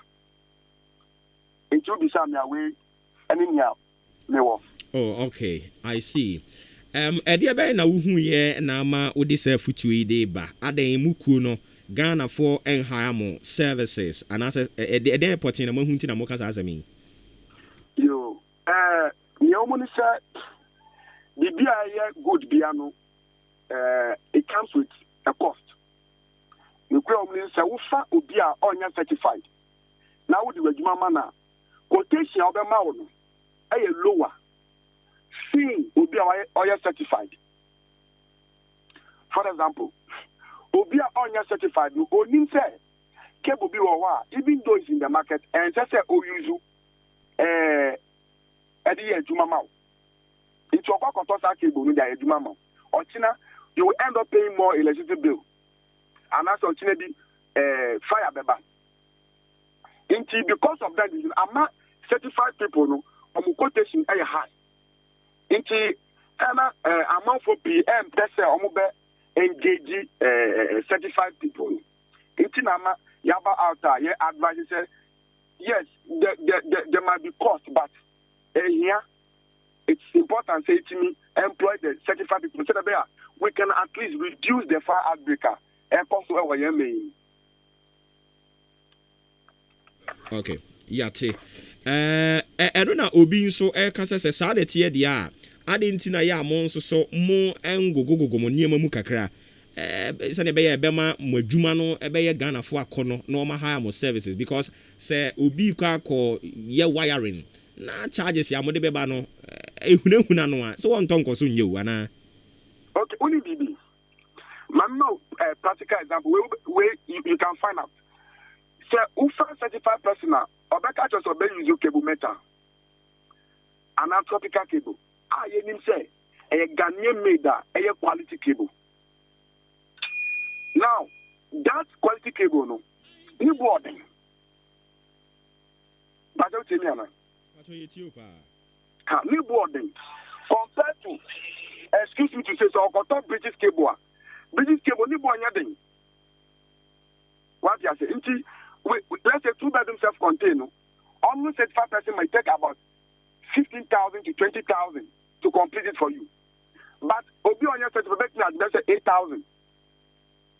Because cable no better no air materials no near ma de no boya din air materials no center workmanship ni de na ni bon tanye din sa say materials no the materials no na ni boya din obi wa ko wire ma o better normal breakers but a CWP and obi o certificate because obi use RCBO and I say RCD ba ko pe when you go be say obenya 200 cedis ba ko pe and it's a who to be say 5 and I say who to be say 10 you can imagine.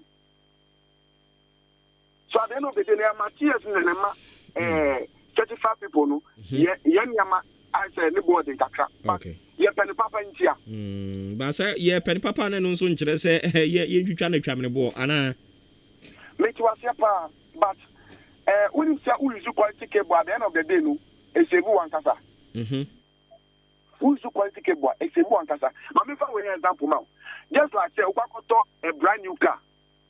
And car ye twi Ghana sa na ya to ma. Say ukakoto sa car no better no cheap.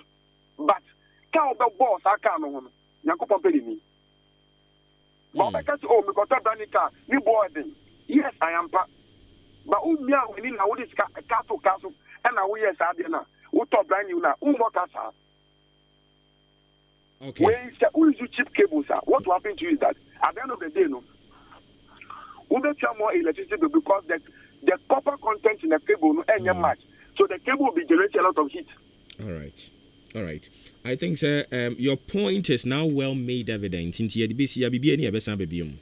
Yeah, that's it. No, I don't know. Udine David Daya. David Hopper. H-O-P-H. Hopper. H-O-P-H. David Hopper. Yeah, that's it, baby. All right. Into Yane Inspector David Hopper. And a court train and common or ye member at the Satisfied Electrical Wiring Professionals Ghana. And Yane court train and common 51 minutes after 8. And into Ayana Washington. So now the channel so the buy back in kind of amount 0594 841044 0594 841044. A very good morning going out to you. Ofrawo Anthony usi utie ewo Asaman Kesi. And pay that's Anthony for doing the listening. Sanso so ena Seaman obi on country Seaman say ya tenin kache o me tenin ka Seaman or down Old Town into Seaman also so pay me ma good morning ena pepiasi ampedu. I've forgotten, is it Kwabena Steven and now Kwabena Yeboa? There was some caller beer, or Thai free ho. I've forgotten the name, but Obitia won't cheer from me. I don't know, but Obitia won't cheer from me. Metin in Kanche Papa. Juma Mubarak and call Mfamao Abdul Malik Fusaini SP Sports Poncha. And then Adaji ni poso. Nti erade on chichiri mu nyina mo re woni odehia ba ya onate Mr. Brew any omo aka eka ho ni nyina nyankopon chichiri mo re ene mo boss ankasa MP Honorable Kennedy osei nyako erade chichiri mo re bosome abusua ni nyina erade chichiri mo re ye kam ho ODI Electronics is something kan tell say TV, fridge, deep freezer, gas cooker, blender, kettle, and a washing machine. Iron. Yadinina ediaba. Na aye operation get all the home appliances this year. A few you know aye operation get all the home appliances. Inti say a TV na ope, say a fridge, deep freezer, gas cooker, blender, kettle, and a washing machine. Iron. Enkosre I was say utimi titi mo rem na unya ni nyina ebi eno ne yefrɛ sɛ wo yɛ premani ɛniti ma wonsan ka saa de ni nyina ebi na ɛmoa yɛn papa pa o pe bi na usika sɛm enya ka wakoma to yɛm yɛde nhyehyɛyɛ a emu go emu da hɔ ɛde aba sɛ ne ɛbɛyɛ a obia ɛnsa ebetumi aka bi ɛniti sɛ utie yɛn na ope TV ope fridge deep freezer ope gas cooker, ana blender, kettle, ope a washing machine, ana ope iron, and I would yakodi with Juma, Usika Semusa, and no one say, Obeba, Niatna se, now they kakra twice ye. O de kakra twice ya, and only a commitment fee. So what I say, Utiana fe the Akano, Yadin Kakranka, Bra, I can't FM Dankesinim, I can't FM Dankesinim Brem, na Bekayon, na yen yes, answer share no. Your friend is signed down her policy. Sign down her policy. No way to kakra. A boy no one do a japade the amount. Phrase 0550 900 600. Na yinti me enyo so yankwa homane so na yene Yera George Opare Ado NDC National Youth Organizer. Yene no nkonko twetwe enkomo Yera George Opare Ado ti enka. Ahinka na fam sunie yamo ache umpomoko. Ya nyame nya ba ma nyame adom ami ko so ya wadwuma kase ku faro bi bo ma ni e da hoto abre. Okay. Enunti anope ya na yensa aka krata e free wo wakache youth wing of the NDC. A mo kire se mo the series of demonstrations e de be hihye so. E no kra nchire mu ne sen. Dedi sama min chawe tie for na we ka se no kra. Ya jache so se the Almighty Queen maybe say I was a Mabuna and walk Ghana. You see a Musia Montina, you each other at the trauma and terminating our baby actually, then penny for the amembo na omubu no ye ni so ye nti omo so mo sa no they be kind issues for e-levy and the kind of bank economic faculty kind so now the process are e-levy never be tax about the buy so what surveys nipples are cost so across the country over 91% of Ghanaians and against e-levy and we believe that a million say I was a now you should you be paying innovative ways you the budget for now anchor e-levy the autonomy strikes are especially university strikes after Monday, not 21 days ago, LCS shutting down universities. And then I have the MY, Marino answer, and Trana Mofo for an election, then being come up. And coming year, master the year, and see year. They about the shutting down universities. So we are often no clear school fees. That's school fees, no air barbership. Which I will still fees, no barbership. The autonomy is petrol prices are struck. I know a letter of petrol is 7.4 cedis per liter. GPRTA increases by 30%. So maybe the auto government worker salary will increase by just 3%. And I increase salary full minimum by 70%. That claim, you're bringing out and about that, this year. And at the also, I cut to issues of unemployment are ever. I was sure by now policy out there about e-levy. I said 25% of the current transactions in the corporate. What it means is that over 25% jobs in the Lucy, the passage of e-levy. So when you be a man was after home bond the chrono, and then we can say enough for your coffee. How much a chance I won't mean to and may I much that year so I'm Ghana for. Now we'll find the federal much about the 2 years. So we before I cast up e-levy Kwame P, the leading member of the MPP, fine economist, as e-levy not a progressive. Professor Bob Kim, head of economic department, as e-levy not MYA progressive. Dr. Mark Esibeyeboa, immediate past finance committee chairman of parliament on the ticket of the MPP. And the crowd you see by now, he's a finance minister, FAFO, not Fry AMS, because e-levy is not the way to go. Ian Raken Thompson, captain of industry, another the e-levy, a big Ghana in Juma, and many other people concerns on my radar for e-levy. There's many more, and in some area, buying check, non sustain their oil, and I am innovative ways are able to get one in a Famboa Ghana. But so the e-levy, there's not a way to go. Or should the third house report? Now should we speak the water and this is kind of annually. How shall I buy the vessel retrieve or this e-levy man? We are wasting over 12 billion in revenue leakages. I into the year. Now, on year, and I'm moving for to and I'm moving out this in the regime says, now can't make it. And here for any survey, any before Sika, a down person. 11 electronic transactions, you see, get down person, and this gets over bottom. Now, one friend, the no capital, and I buy the vessel just for also. I don't need dream why I am just wait and I inform me and say, Yawa de ya by the TSA about near you interest like that. I try by no, near Catherine and say, you to me in Koso, and my Mr. on Chiano, and consider the circle. That's why I can. Okay.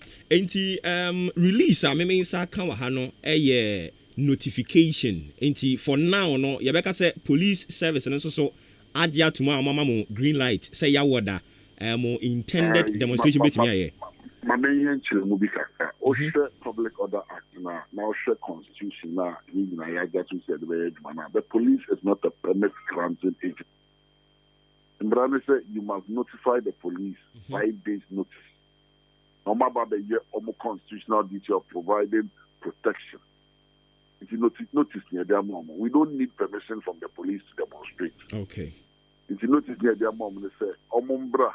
No more say ye kwako to na mu e mo bra me boy ho bi bi etire omo so na so mu ntumi mba e wo so omo court no mo ma court ne frɛ ye nyina na court ne tutu ye nyina ya na court ni so omo so abenti na adwumadi a ye kwako di no mu ntumi mba e be ye omo adwuma ibra ne so omo ye omo won kire mu bi na omo de to court na ni na court ni omo ya adwuma na court na ka tere ze that way police for the mu ntumi ba e that way no beti aba I don't want to stop here from demonstrating because they're not their right the very right our would be twa man.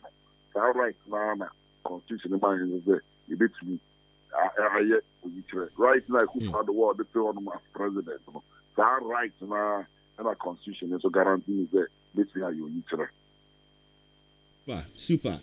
Inti Yamra, the main issue la mobile demonstration, no. Yet you know him say globally, we are not in normal times. Inti say near be in koye said ye wabo so in as youth wing, Obi Beka say it will be prudent in Sanka Yebe profess alternatives to hardship na ye komuno rather than embarking on demonstration. And only bet me solve problems na my and I bet to be the alternative will be the aba.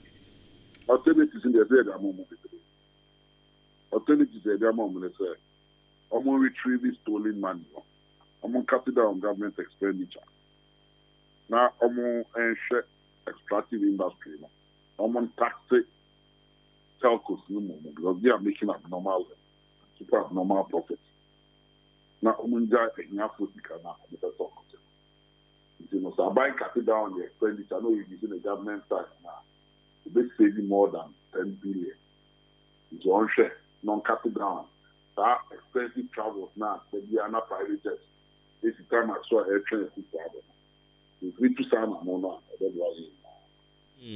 I don't know, will be cross sending message, dear Bachelor, say, my opposition party. Enti se bibi sekra kosokra na nka mobetimi anya political fortunes be out of it. Ade nti the sika na mode koye demonstration no anka mon friend ya maburu be 10 kra na mode say sika no ebe wura wo mo adwuma wo mabie dadamu a senka bebo a onipa ya asem a wo kan wona ne adwen. Me na ne ya adwen no. Me don't have no thank you. And you put it to your head. There were reasons why we are embarking on this demonstration. And a demonstration that can in democracy now. We are excited in rights. I don't know until I see they are sorry. And you also more demonstration didn't the same. Yes, yeah, demonstration. Yentia. Okay. And ye na benum nsu atwen opene nyame ya adom a ya woda no ye de ani ade akiri anope ye da ase. Yene owura George Opare Ado Esquire ena ekotwetwe enkomo no ye NDC youth organizer. Omsi nyame ya adom a ya woda edi yen anim anase ye bekusim na wotwe ekusim no ya woda womo ebeye demonstration na demonstration nyina nia womo ka ho asem ene se yentua 11 no yentua enti se obetua se wuntua no ene ye branding krabia ena bechre na wo call me imra shebeje fia ho so aye de pa o e ho aye de papa ebi no mo kire se asa ebi no person mo intimidate binom edit numbers so elimination by rough tactics and into Oma Shasia asin North Member of Parliament frustrations ena omo ede no ekom whether no kra na enya no kra ne de emra no ena be me no ka say Attorney General enso a charge no for criminal offences a wo kire say omra na omra be yi ne ho ano. Meanwhile Supreme Court nso so a janini case a HS wanya Ghana ni no e de akwa share bosumi ya ewomi ne da to so say aduonu nan yo sesen kra a ye hwese bre ne so obekọ na omakwa kasa asem no ntia no so ye ni de akiri ye bekọ bia no so ye di mu nkomo e de ebema mo yenko ahoma ne su biom na yenkonkodi enkomo ye ni Yura Samson Ade or your Director of Research, Pricing and Monitoring, Chamber of Petroleum Consumers, COPEC. I heard mono penny or ye nejuma. Yera Samson, what you can, I can FM Sunye, Yamuache, Umpumoko. Yamia dom yanso yahuye papa. Eluchano pa yamu sama raise concern be about a year price stabilization and recovery levy. Much less say abainan redraw cra. One redraw idea na mobe. Yo, Pamincha, what you find of na kase. A year price stabilization and recovery levy. Yena yendim say a photobia ye de buy senka fan wonu bon kosoro na e dia soya na yena ehut na he hare. Na enumu na aban beka say ebra fan wo bon kosoro no. Yes, after 2 nanka, you bet in the soya no. Be beard in yen suspended for 2 months. And I suspended for a year October to November, December. December no so you know aban saka say or the additional 1 month ka home. And yeah they can home. But I say yes I think I can't say NPA for say price stabilization COVID level no. The main reason here the buyer saying can find stabilize the price of petrol. But here is the case that aban say osa e use e the premise subsidy. And it was to be a full into you suspended for 3 months no. Scabia nim benya bidi aye sa premise subsidy and it was to be a full into that they almost had ba. Na eno na you can say sportua nkaye de buy say you to su o top it to be you still 16 pesos per liter. This is 40 pesos per liter. NIV LPG gas 40 pesos per kilogram. About from 2015. Yemphasize even a ban required from 2017, by 5 years. This is Africana Aguhonum. Na a blue blanca, Fango Boacoso. Na you bet many be the soya. No, Yantimia Nebia and Point Soya. Na Bina at the Academy. Na Afi or my guy, the year for best 3 months, not at the bar. News a year for Soviet, so abandoning through a crane news after them. Yes, sir, for Tona, you did so Senka. Yes, the farm will cost right. What is actually said about soya? No, the 8 minutes soya and the any start on in Honum. Na ye free ho, na ye de din na name because ye ntimi nka se ye free ho and wakwaya aban eduru baabi a wo so no so intervene na oba be subsidize ye nioma ye nti se ye free ho a dia na so si ye de be hwe be bo a wo hwe se ya botrim po say the etobia ba say ye be so e fan wo bo asene se bo no kosoro a na e dia so ya asene na say ya de for no sa for be almost be 10 years ni na say fan wo bo kosoro na ye ntimi enya aban so obeyi sa for no bi de dia so ya asene ama ye ho atoyen na ji say edu hon ma aban ni ja for no de for about 3 months, said the bear a bit my bomber found whoop on about from. Now, a catcher say the premise we should be at the saw master and the premise and the scanning for 21. Now, I'm for to be a need for 21. Yes, after now a born cosra, yen to me now after 20 pounds from the Abina and now for to be an say, as said, because said the identity and a born cost, so you're so you know, oh, I'm paid a some consumers have benefited from a year the price. Stabilization COVID level now, and then okay. But here the case that time I hear said you use a fund you stabilize the price. You know, the only thing government could do, I said the best thing government could do was that yen zero in the message yen judge here. So the bear and here now after so or yes a premise subsidy and premise one nipa yen mom subsidy no credit into using part of the money no as subsidy no for premise no. Shouldn't consume all the money. Yes.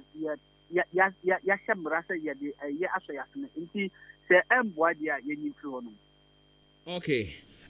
But my share the continuous increase. Yeah, not in fuel the tie cost no. This price stabilization recovery levy no. Ye nyina di ani abotano. Eno ne the savior na Messiah ebetumi aboa yen. Ama sa price ye mu anaji hwem emu anaba fam no eno atumi akọ fam kakra na sanka wo hwe ye the motive ntia ya de sa levy ni ba ya enka ya de sanka bo no kosoro anka betima boa because ye nim se be return bi na bo no be kosoro enti na ye de sa levy ni ba say even tama ebo nko soro kwa bo no e wo fam no ye njeje ye sa levy ni bi fanto ho no nti se bon kosura nanka ye disa level bi abeso ya na ye consumers no enka ye ho ento ye nti in some ways no enka ya de anka entimi enye the stage ya kwanka betima boa ama ye ho han kakra and then other taxes so a da fan no so no bebre ho no ma it has achieved its purpose ye yifi ho no ma anka betima boa ama ye fan no bo no abafuma ma ye. But here is the case, government no any na so obey taxes the economy. Na etima boa ama ye hwatoye. O share petrol nyema miensa ema petrol ne bo no ekoso no. One ayen world market and the international market price.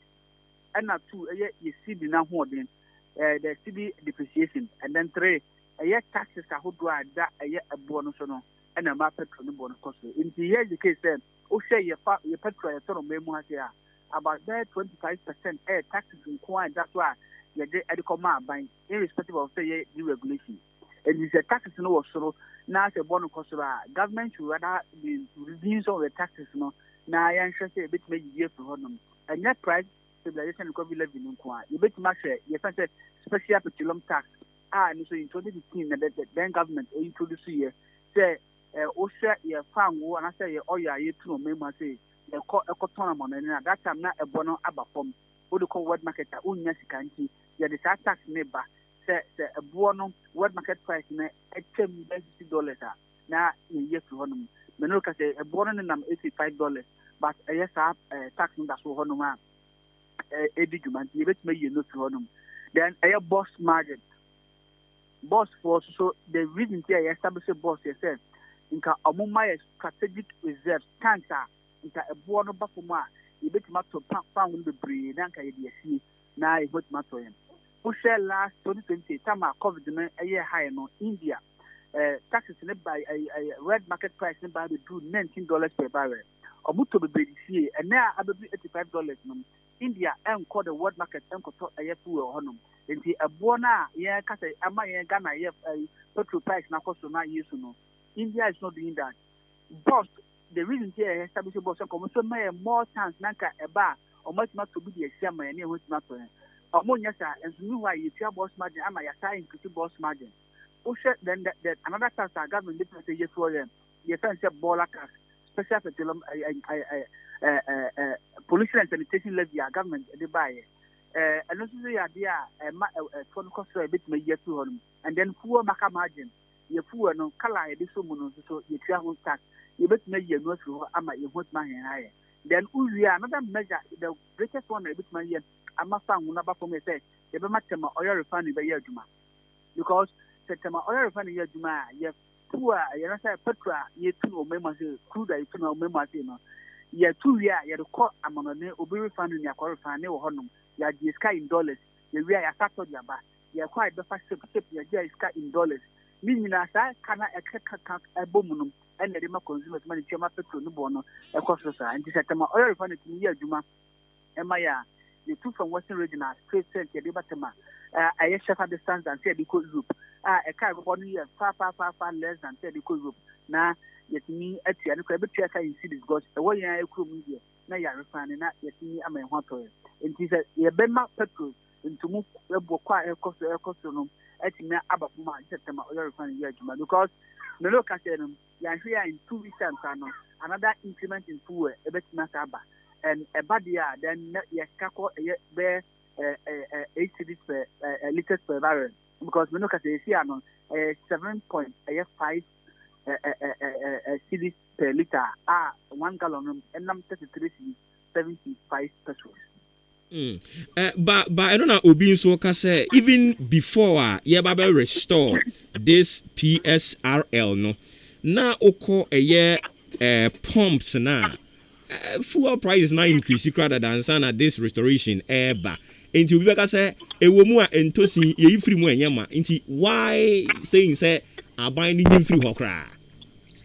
Yes, it doesn't mean say young to petrol but sometimes you know buama the percentage na ba na so kakra because o share say you restore no the recent increment in fuel price no idea e was pa because share from 7.09 to 7.50.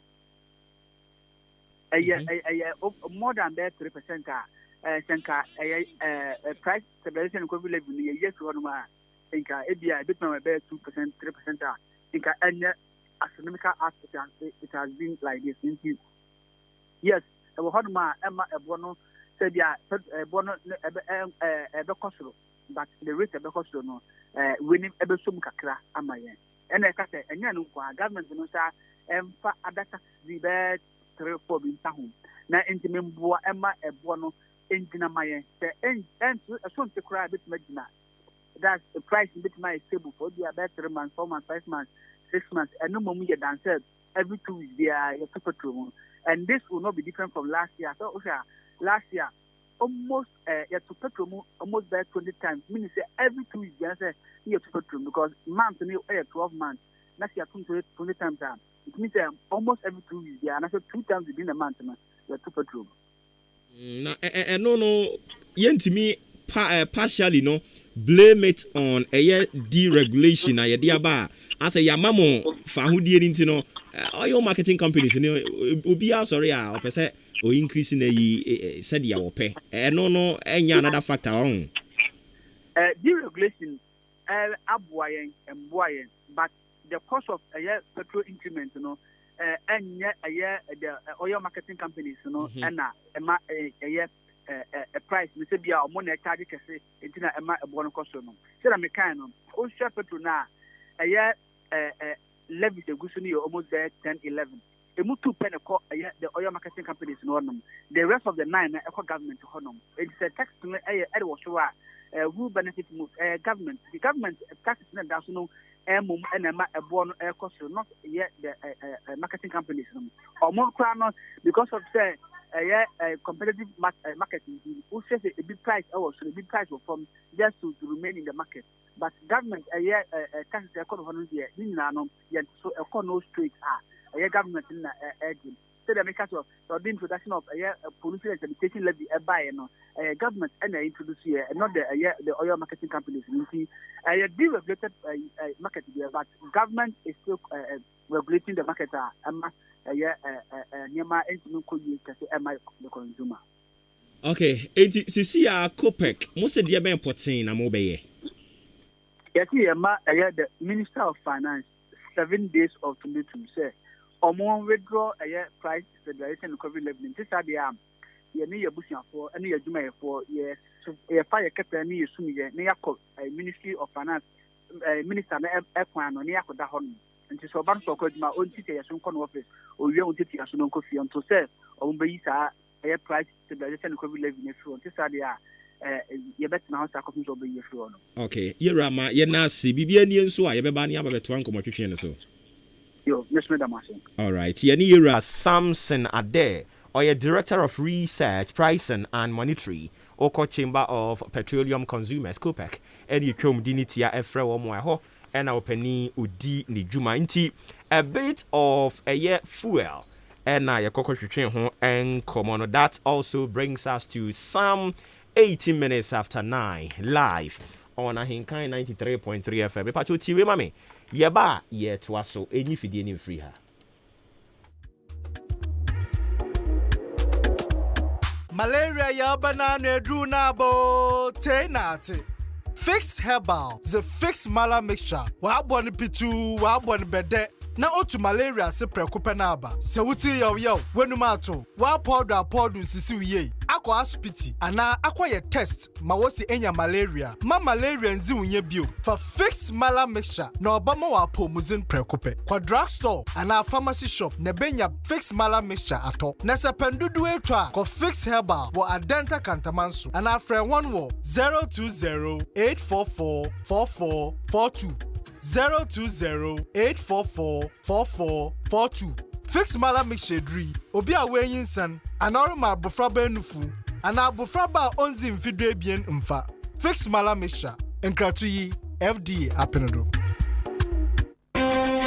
Wow, Kwame ne dressing de wo. She suit ne shirt baby ahia no. Wo hu shoe no. Take a groomsman no kra. She say bibia is on point. Kwame de enya me wan say share that ko wedding shop no UK o.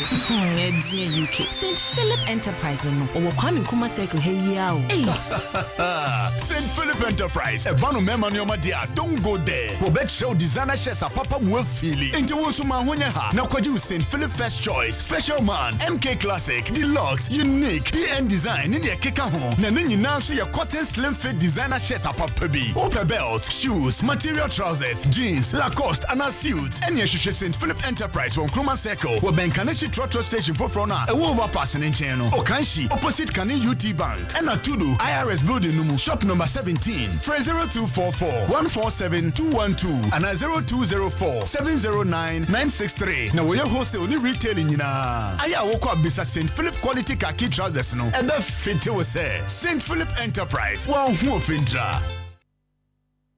ODIA Electronics. Mama yehu say mu wa niama papa. Wow. Ne nioma ben ne edi eni ehuntia. Ye ni agye sa no. Refrigerators, deep freezers, beautiful irons, microwaves, blenders, gas cookers, kettles, rice cookers, that's right. TV, washing machines, and anyama hodra you use wo fie ni na. That's dramatic. Seeing is believing. Where do you need to ma? Ye ni nyaw. Chesa upe home appliances. Edi abodwuma efie ni bebia. ODI Electronics. Ena abeko. Ana meboa. Aini. Would ye friend ya homa show for you so 0550 900 600 0550 900 600. Adishmama na die dekra ni say emfa oni bebia wo. Udi anso be frɛ 0550 900 600. Bebia obia no e be deliver edi amount. ODI Electronics. Yaba say ye TV, fridge, gas cooker, kettle, and answer microwave. Adie bi me ma me fie ye de na ho so ye de no. Ye woni say chapo ho. O friend ya, ye be cho kwan be for so benya ode. ODI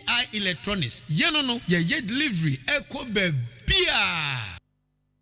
Amanfo mi chiechia na mi busa se wo pe fridge, deep freezers ana ayonwa ehe na benya bie. ODI Electronics mo oyiwa na emo no so bi se pe microwave, pe blenders, pe gas cooker ehe ana no so wonkro. ODI Electronics edem obi hia kettle, TV ana se rice cooker misro ehe ni wonko. ODI Electronics edem yopo afei so obi pe washing machine ana bread toaster any mobile phone ni ho akade nso a ehe ni obi bie. ODI Electronics oyiwa asempetia se wo panyoma ebubo so bie nyina to ane bo da form na mu akwanya na twene kakakra na fa wa de a ye delivery e de ko ba bia eye ODI Electronics ebusu say tam enyoma papa bia wo pe say ye TV, rice cooker, washing machine, bread toaster, deep freezers, freezer, anase iron, fridge, microwave, anase bibiti say kettle and a gas cooker ni nyina. ODI Electronics ememu anya bi at a very affordable rate. Umo kakra. Emfa oni babia wo. Di ohia ne say, ube friend was 0550 900 600 0550 900 600. ODI Electronics. Babia wo bia.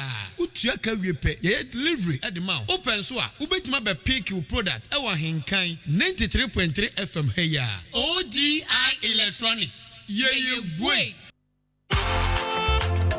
Hey Jack, it's a bookshop or pass what town and I won't catch him. Oh, Bloom's Bookshop and Trading Enterprise. Asemna Woken. Say it test books, exercise books, pen, pencil, eraser, adie bia e fa adesua hono. Would we reach them Bloom's Bookshop and Trading Enterprise on Sabe Kabi. You will book no eddy free crèche, ekopim tertiary institutions in Engina. Anything sorry offices. And now what be bookshop kese and I will pay books in the gumwa. Also call on one sa ebe kabi kai. Nation so say ye turn in do so pum so and I will pay back pa on sa ebetumi aka. Akim Odan supermarket ye ni GCB bank no and edi enhwe mo. Frey was 0244 293632 and I say 0203 083031. Bloom's Bookshop and Trading Enterprise, mark of excellence. Ghana adisiye obuoba ofore amanfo emamo ache edeba ahinkan 93.3 FM. Radio papa apozeke. Thank you.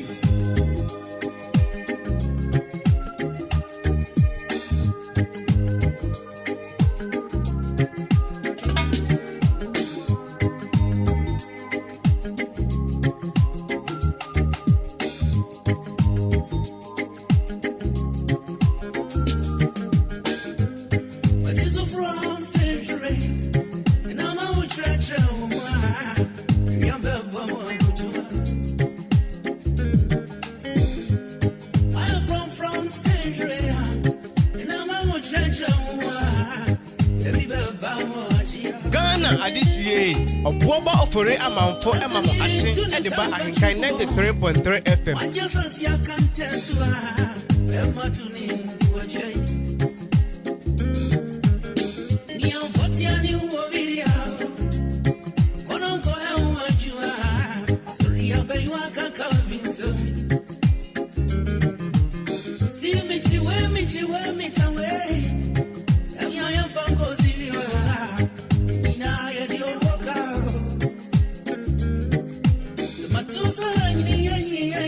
Okay, Aruti Samu Akaba Emfa Emra Jumedi no so much and one of Gusa Utira na Fiada.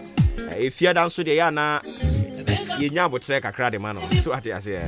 Aruti and Spanky General Kani General Manager at the Emma Bosomi FM. Ne you know air shas here. And Tiano Ashen and so dear mammy. I in kind. Empany for see a fan to any say Yankopon Yadoma Ochina, a jebo, a feed ya. When ya baba be drew a Ochina. Ochina Yankopon a yadomoa, and 1 yen additional air coso, and unti a yano washen and so send Nunsia na washa see a woba.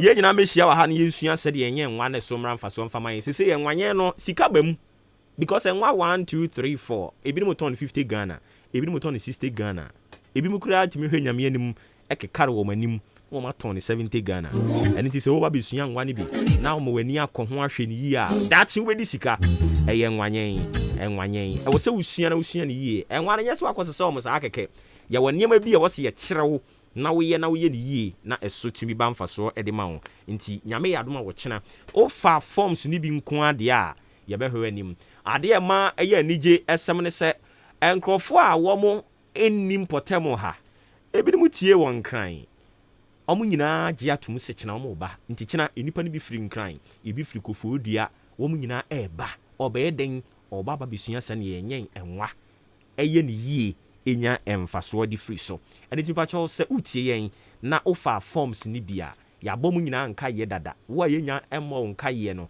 ye gina radio so abom nka ye se ye seremu ada obeto forms ni bia wa dawroma echina enadwumadie no ebeba so ye di kan frefre nipa ni bi me pacho ama mo network no ye se ba bi am oni bi so adundum mo phone Aninti ye behwe na ya bobo mu nyina din dia fa radio yi so se ne be ya obi ti wo mu din ni ba bi o mu wo no a na waka kire mo sempa chew ahenkanfo so wo kina bra enti menim boss se obetumi ahwe na o mo list ne wo ho ye na mo fambra na ye mo bo wo mo a ye free ye no a anko no ma separate nti ya na wa fa ne sa dia ba ama me thank you nti me pa chew se wo ti wudi hin a ye be bo ba bi a wo free mu phone na dum ene nti ne yebo mu din afam frama mu no mu phone na dum ene yem pese mo beka se ya nte ye pese ye mu bia ya we nti ye kina nyankopon ya dum a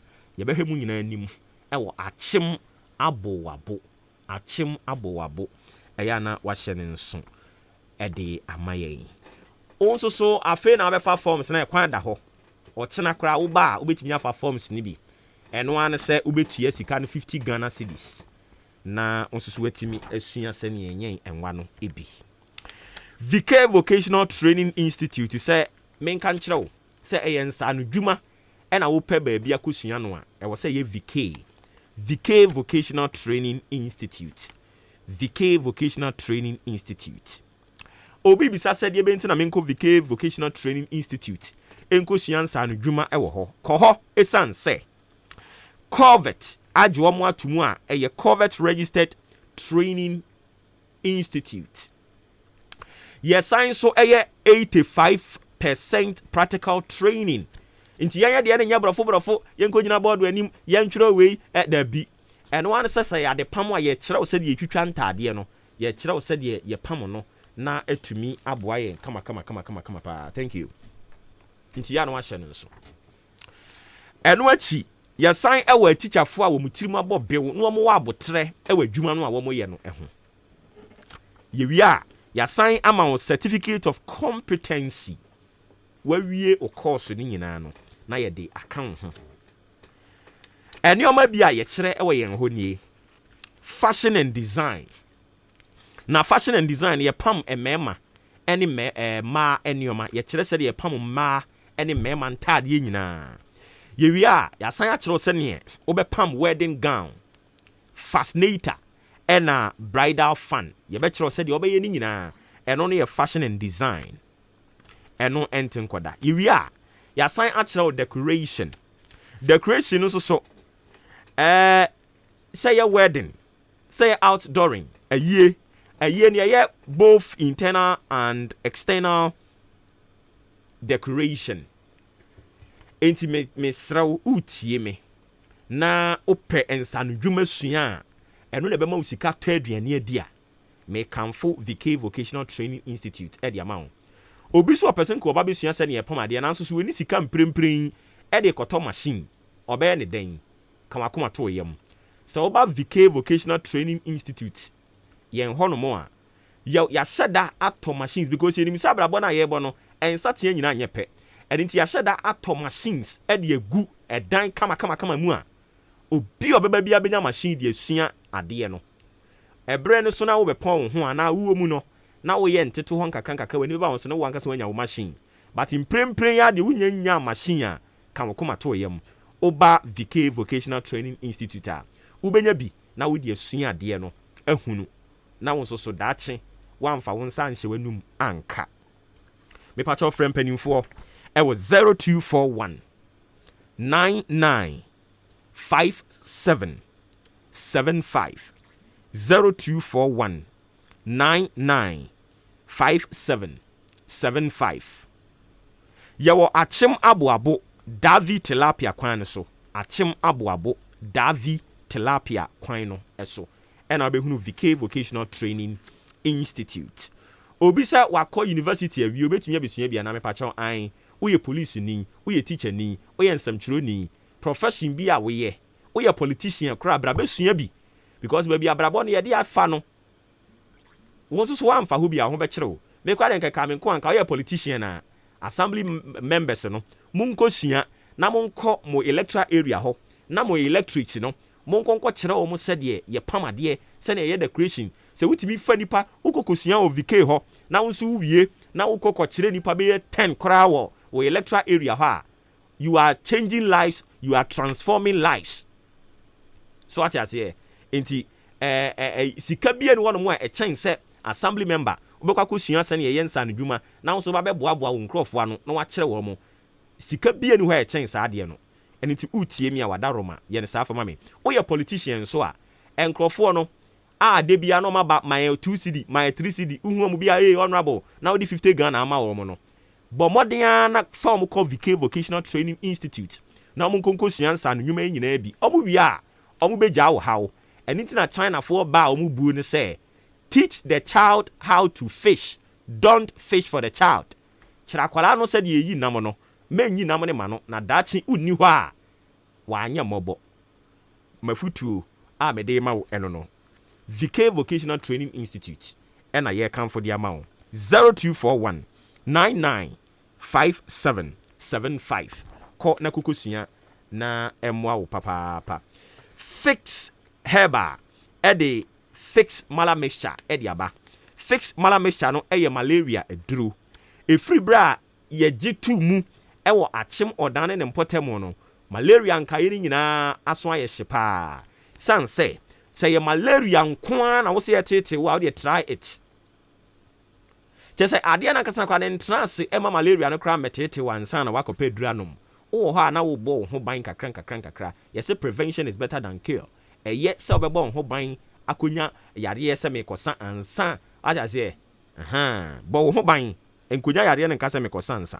ɛno ti sɛ malaria duro paa akyemɔdan ne mpɔtɛm ha deɛ a ɛno ane fix mala mixture obu a ɔso yɛ adwuma kakra no abrɛ no ayɛ boho obu a ɔno mo a sɛ me ho ayɛ me basa mayɛ bibibi mepakyɛw ne nyinaa ɛyɛ ɔhaw fix mala mixture ne yɛkamfo de ama wo wo honam no ɛtutu ɛfiri wo ti so kɔsi wo nan ase ɛyɛ fix mala mixture ne mekamfo de ama wo yɛde fix man capsules ɛde aba ɛmɛɛmɛ ɛyɛ ɔmo favorite nti yɛka ho asɛmpɛ no ɔmo asɔ ne soro ɛmɛɛma a ɛnɛ ɔmo di fix man capsules no ho adanseɛ no ɛyɛ ɔbɛdɛ ɛne ti yɛkamfo bi ɛde ama wo ɛma ɛmpamu nkɔmɔ ɛyɛ dɛ yɛbɔ nkɔmɔ no kama ɛne yɛ research ɛbɛka akyerɛ wo sɛ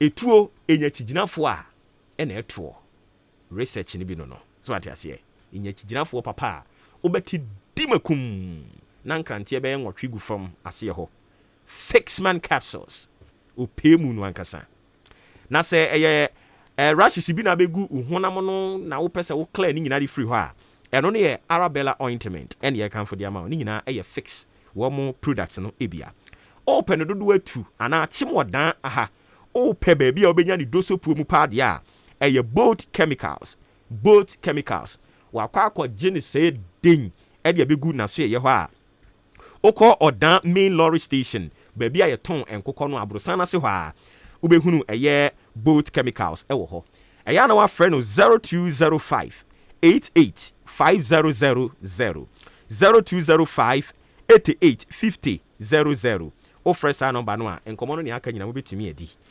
ubetimi akọ Ochiniba drugstore Amoafo pharmacy Green pharmacy Chumesi drugstore Kennedy drugstore okọ ho no mo a won sabe timi aka ni nyina ebi eya na wa hye ne so de ama me se yen ahye ye na nkasa de won kran Adenta Katamanso eya na wo nso afro mo 0208 44 42 and 0302 90 20 71 Fix Herbal Osi unti ena yaba St. Philip's Enterprise say a mema outfit a mema ntare yenko ade a eye wo mo aso ye na ye kanfo di ama ntare papa abanyina round neck de hye nyina eye St. Philip's Enterprise ne kokofa edi free and inti say a special man first St. Philip first choice special man MK Classic Deluxe Unique yedi cotton slim fit ene dia ye papa dia St. Philip's ebema bi suit no so me pa cho asofo no eya amamo nhihye suit bia hye suit mi ehunu nyame ani monyam osofo bi ha uhunu ni suit ehye no a na obi sa won say na sa suit no a na Pentecost e da se bi hye no ene mremu so ye da so hye Pentecost e da se na mo hye sa suit ni nyina na me no kasa yi wo mu nyina do mani a kire won St. Philip's Enterprise enti coat akese ene obawura Pentecost so de me bi ni ho ebi ni ho okwabena ne pa ne trousers na no school bi akọ mu headmaster ne trousers it mi twa de pam tade hye nipa be 3 immediately e hadwen ko St. Philip's Enterprise ene suit ni yen hye ne bambala sa e da wo ho kama no wa me ehunu nyame ani monyam Yesu krati ase a anka won hye suit sa so ati ase Yesu o san ba bi mu aba be Kenya mi asem no a oba won hye sa suit ni bi mu mpacho Yesu mpabo aba ko oba ya o hye eye neyi ankoko St.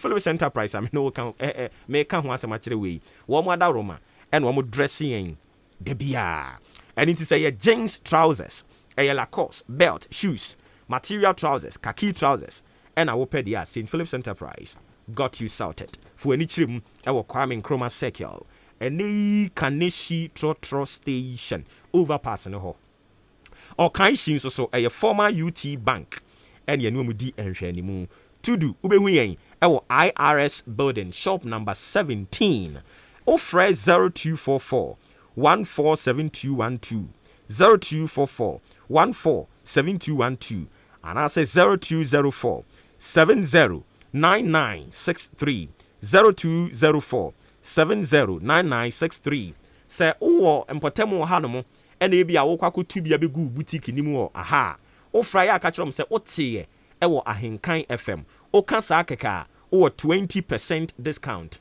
20% discount aya na wa hye ne so nti mu ama bia boutique e wo yempotamu ha nyina no ba bia mo kwakofa nneoma no e ye henfa St. Philip's Enterprise e ye nneoma papa ntare no so e wo fem ne bo ne wo fem papa o kokoto beton a won so onsa ebekọ wano Soboti ene obekọ office bia mu obekọ na madam agane na ato so girls prefect ne boys prefect no omo nyina akeka o na ato so a ne a omo sepe eye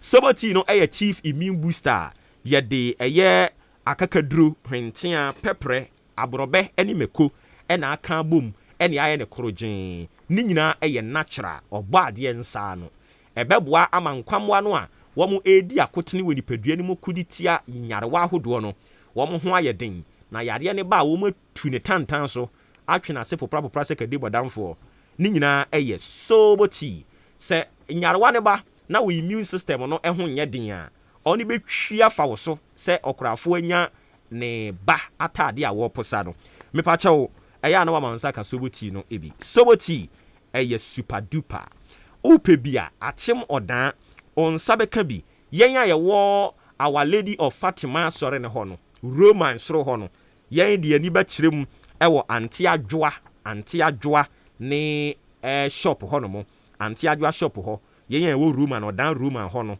on sa beka bi wa anti adwa ne shop yen general manager e maame ne shop ho on sa betumi aka bi sanso so na Frimpong Enterprise okọ Frimpong Enterprise ade pa ene ton ne hunti Frimpong Enterprise we hunu se ade yi e ade pa ene nti waji bi wa ne shop ho a on so ko supermarket ho a on sa e betumi aka bi abo hanso ba on sa beka ewo eye Ahinkan FM tuba Ahinkan FM dankesie ni mu a o se o hwehwe eye kwadwobafo ana oboba ofori amanfo won sabeka sobuti ni bi na atumi aboa wo papa ya na wafrɛ wo mu 0551 119620 0551 119620 and afi 0244 087695 Soboti a chief immune booster.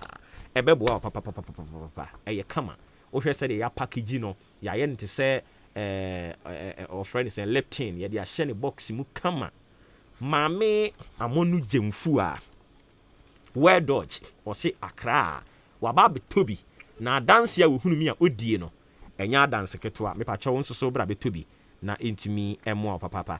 Eni ti Nyankopon ya adoma wo chena ena enwanyen adesua ne bekoso achim odan achim aboabo ha mesre achim aboabo fa ko a ye ayie no na me pa cho enkrofo ya babubo mudin ya fremu a mu phone no adum ye mpese chena ene ma papa ya ba besua no mo beka se awu mante intima mabi enu nti ya fremu a mu phone adundum ye bodin obi tie na onimu no a ma dawro ma mon kanche ne se wo chena ye behwe nanim edi nti ye beko achim manso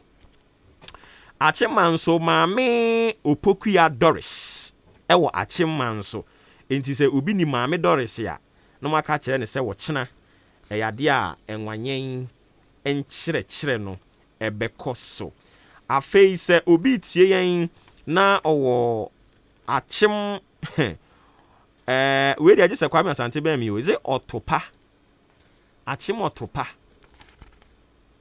be me ne be boa me na mo achim mpotem ha me hye dani mu ha sa ena we zo say owo achim odan SDA your friend Michael is it Michael then Michael Nati enti Michael Nati o achim odan SDA achim odan SDA o ye poultry farmer achim odan SDA me pa cho se utie yen ana obi tia onka nkyere ne mayen Michael Nati o ye poultry farmer e wo achim odan SDA monka nkyere se nyame ya doma wo chena ye behwe nanim sanso so ena Augusta apia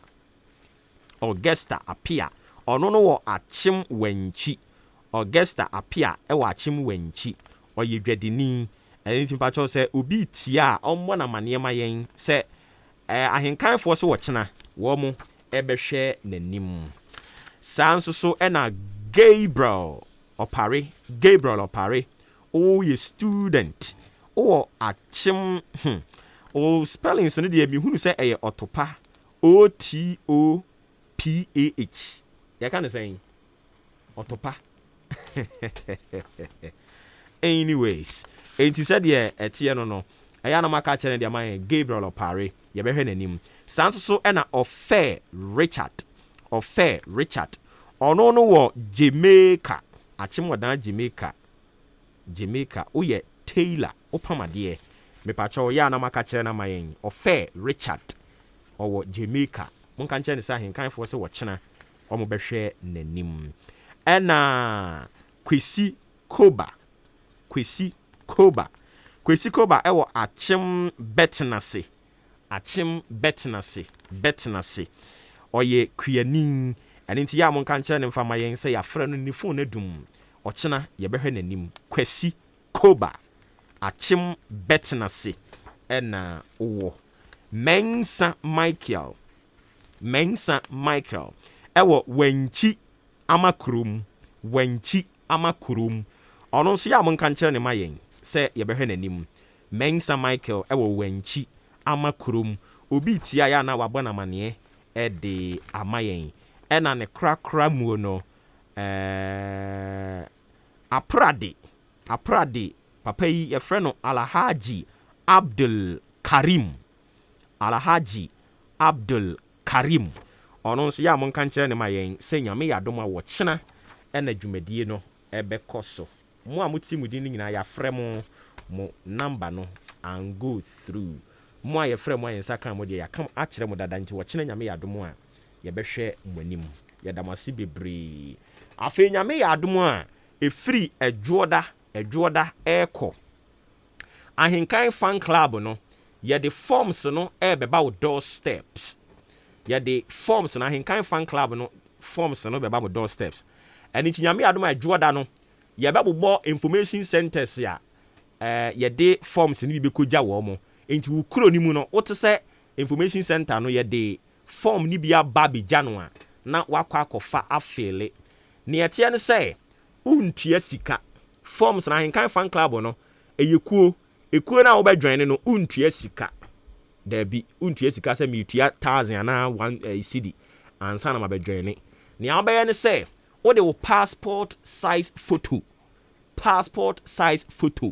mienu ɛna bɛka forms no ɛho na wafele ne kama nti nyame adom efiri dwoɔda ɛkɔ no information centers no a yɛde forms ni bɛkɔgya wɔ mo no yɛbɛbobɔ mu nyinaa din na wo a wotie yɛn no sɛ w'ani gye ho sɛ ahenkan fan club no wobɛdwan ne a na watumi akɔdwan ne na ayɛ kama paa ɛnema papa bebree ɛne yɛwɔ a yɛde ɛbrɛ mu afi ɛne afenkaeɛ a ɛdi anim awurade nyɛ yɛboafoɔ na ɛntumi mmerɛ mu saa amen abusia 48 minutes after 9 live on ahenkan 93.3 FM ɛnsɛmkyerɛfoɔ ɛwɔ akyem ɔdaa ɔfoase ayerebi suaduro akyease asene man so akorɔ so ne mpɔtamu adeɛ atɔ yɛn ani ɛne nti ɛnɛ ofra na wobɛkyekyere yɛwerɛ kane general manager ɛde ma Bosome FM ɛnɛ ɛna na yie no abusua ɛhyɛ aseɛ ɛwɔ akyem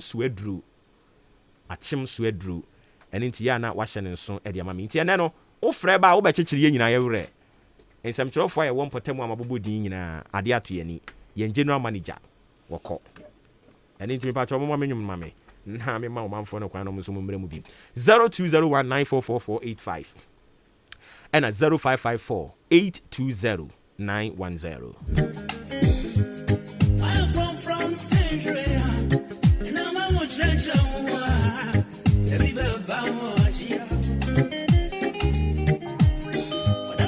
Okay, my uncle Homano so na yanko for free food di kan me pacho udin any baby o kase free.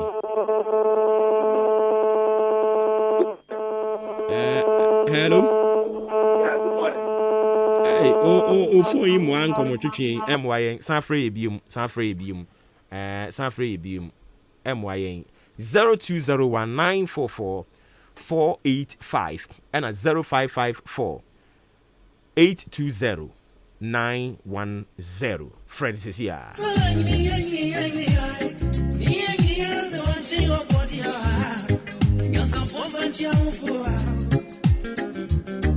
Who's that? And I'm a year in a club in Tino. Yakoni Boko, Yakoni cool. Yami Adoma, yes, if we made them come in. Never call Nekovia, Juada Ba. Never tuja, and then the Yankon Boko say ya. And it's friend now back up beach and some trouble. And it's through you and more Bosome FM. Hey, ya, pa. Bebato, we need to be a free. I'm 1 year. Angwa, yintio. It is a mess at the Atin. Now, so boys, my pa. I already, Mifa Konya is not swanky with your phone in a moon in a setting.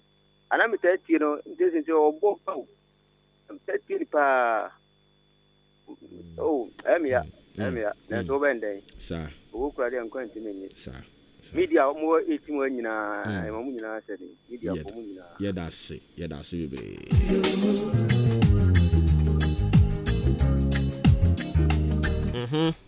And it was to me about men ma onipa ni ngu ansa me maka say open ma sem we mu anka wa be surprise me men twen na want to say one day yes obo ba ko ansa na ba bi sum abekeka nsema kese da bi eno kwa de me sama be so de twawani so no masan akoda din and it is all wado ye bi na wo ye de mame who feel you obo ba na wo wado ye bi ye de mame a tempestuously na wo ye de mame me ti ase yi me di mame ho aba me and it is mame Mami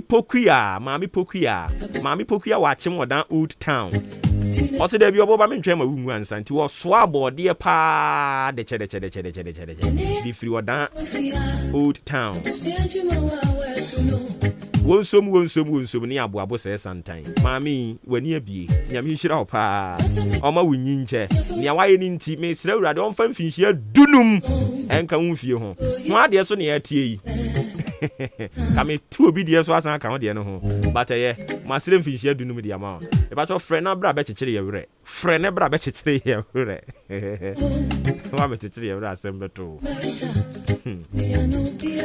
I'll pay my main chair some first. Brass Samine Neire. I'll pay your mamma good morning. I did somewhere. Sounds so, and I made chair a year or soft bidi akon. One ne yere mami anima onu say me mami anka san so di anima o enti me mami straightforward no me ba cho udini we be ka free. Hello mami sewa good morning we nya mami sewa on me ba cho ai na we afro saying me ba cho me doki me ka sa fi fosukrom o fosukrom me ba cho ai na no e we me ba cho Bacha watim ediasa. Oh, okay. Yenti o. Me bacha me tie etiefu nyina ma mo hyeden so. Na so ade ato ya ni sa. Oh, monka fra. Eye nyame ne hen information center. The oda no we film. Oh. Bija. Aside baako no film no friend saying. Nyame nti ana say den. Oh, too bad. Yeah. I didn't check them. Why? Yeah. Okay. Some men no. So recently, me someone say about information center for one about Kuoko. Or no, the same. Unyami asem. Unyami asem information center. And we also have film to see and see. Unyami dia. Debbie, when you also Unyami hene. We ni nyame ne hene ena ba ko ne de ne se nyame asemu se nyame nti oh na information center si ya na mo ko wan sa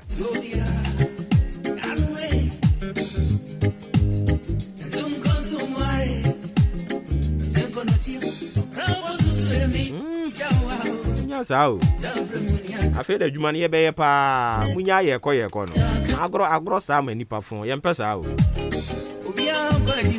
anyway, Erade nchechire abusua no re. Nyame ne hini information center.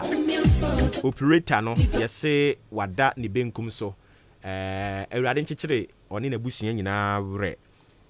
Ebre ne sonso a mo beti yenka.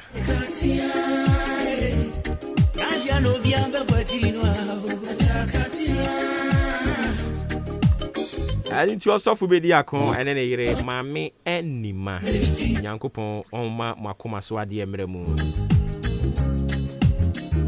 When they were money from Safoa, they could see Franklin. Kobe did trim with there. I may be a baby to Sabrantian. Nothing if you had you din. As will be a when ye day. Remember the crew, what over. Memo will be a local be, no be a bit too be. Simple cry. And check what I went now. Ow. I don't think I'm a costing so swabusia. Ura Jacob Bolenyo. Yet ma mo shedding. I didn't teach him when I'm on some more. Of any day.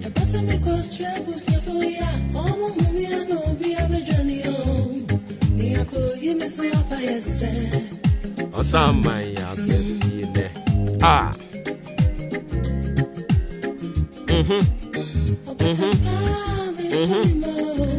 na nyame ya adomo a wodim say NPP fo nso abi o mapono ato ho nti sesi a no campaign na hyase internal elections no campaign na hyase pa campaign na hyase no oba constituency a emu aye de omo beto abade yi branch chair omo ka dem friend polling station nti polling station chair polling station organizer polling station secretary and a polling station youth organizer and a women organizer emu de hin na wani je ho abrantie ba ko bi ne na mache mo dan ha ye pe ba bi de nafa ehin fa ne yemfa ne mfa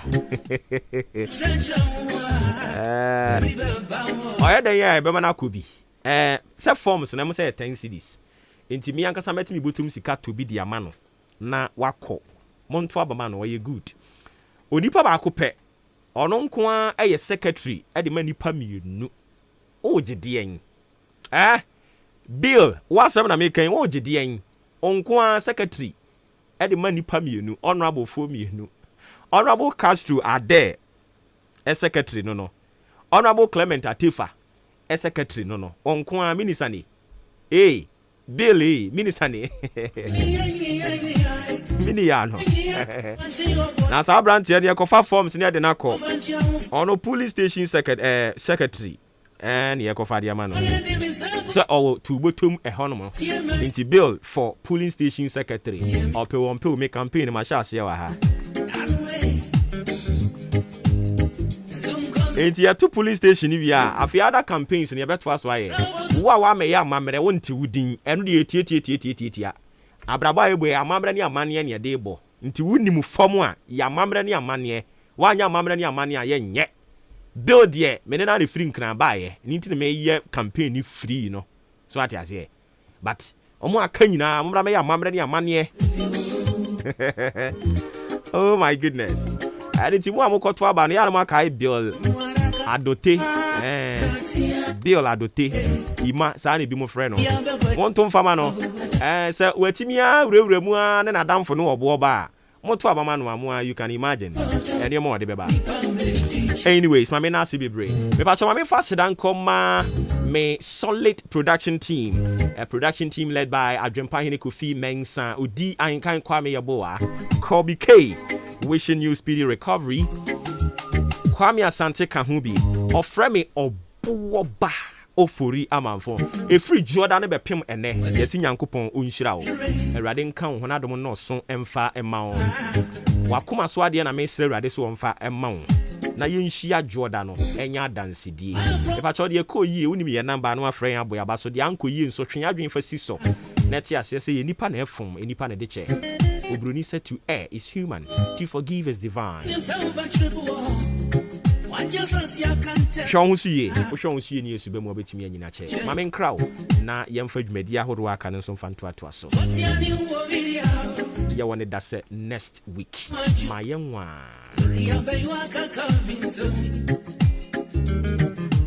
see me tawe ya fango siviwa ina ya dio boka radio papa thank you.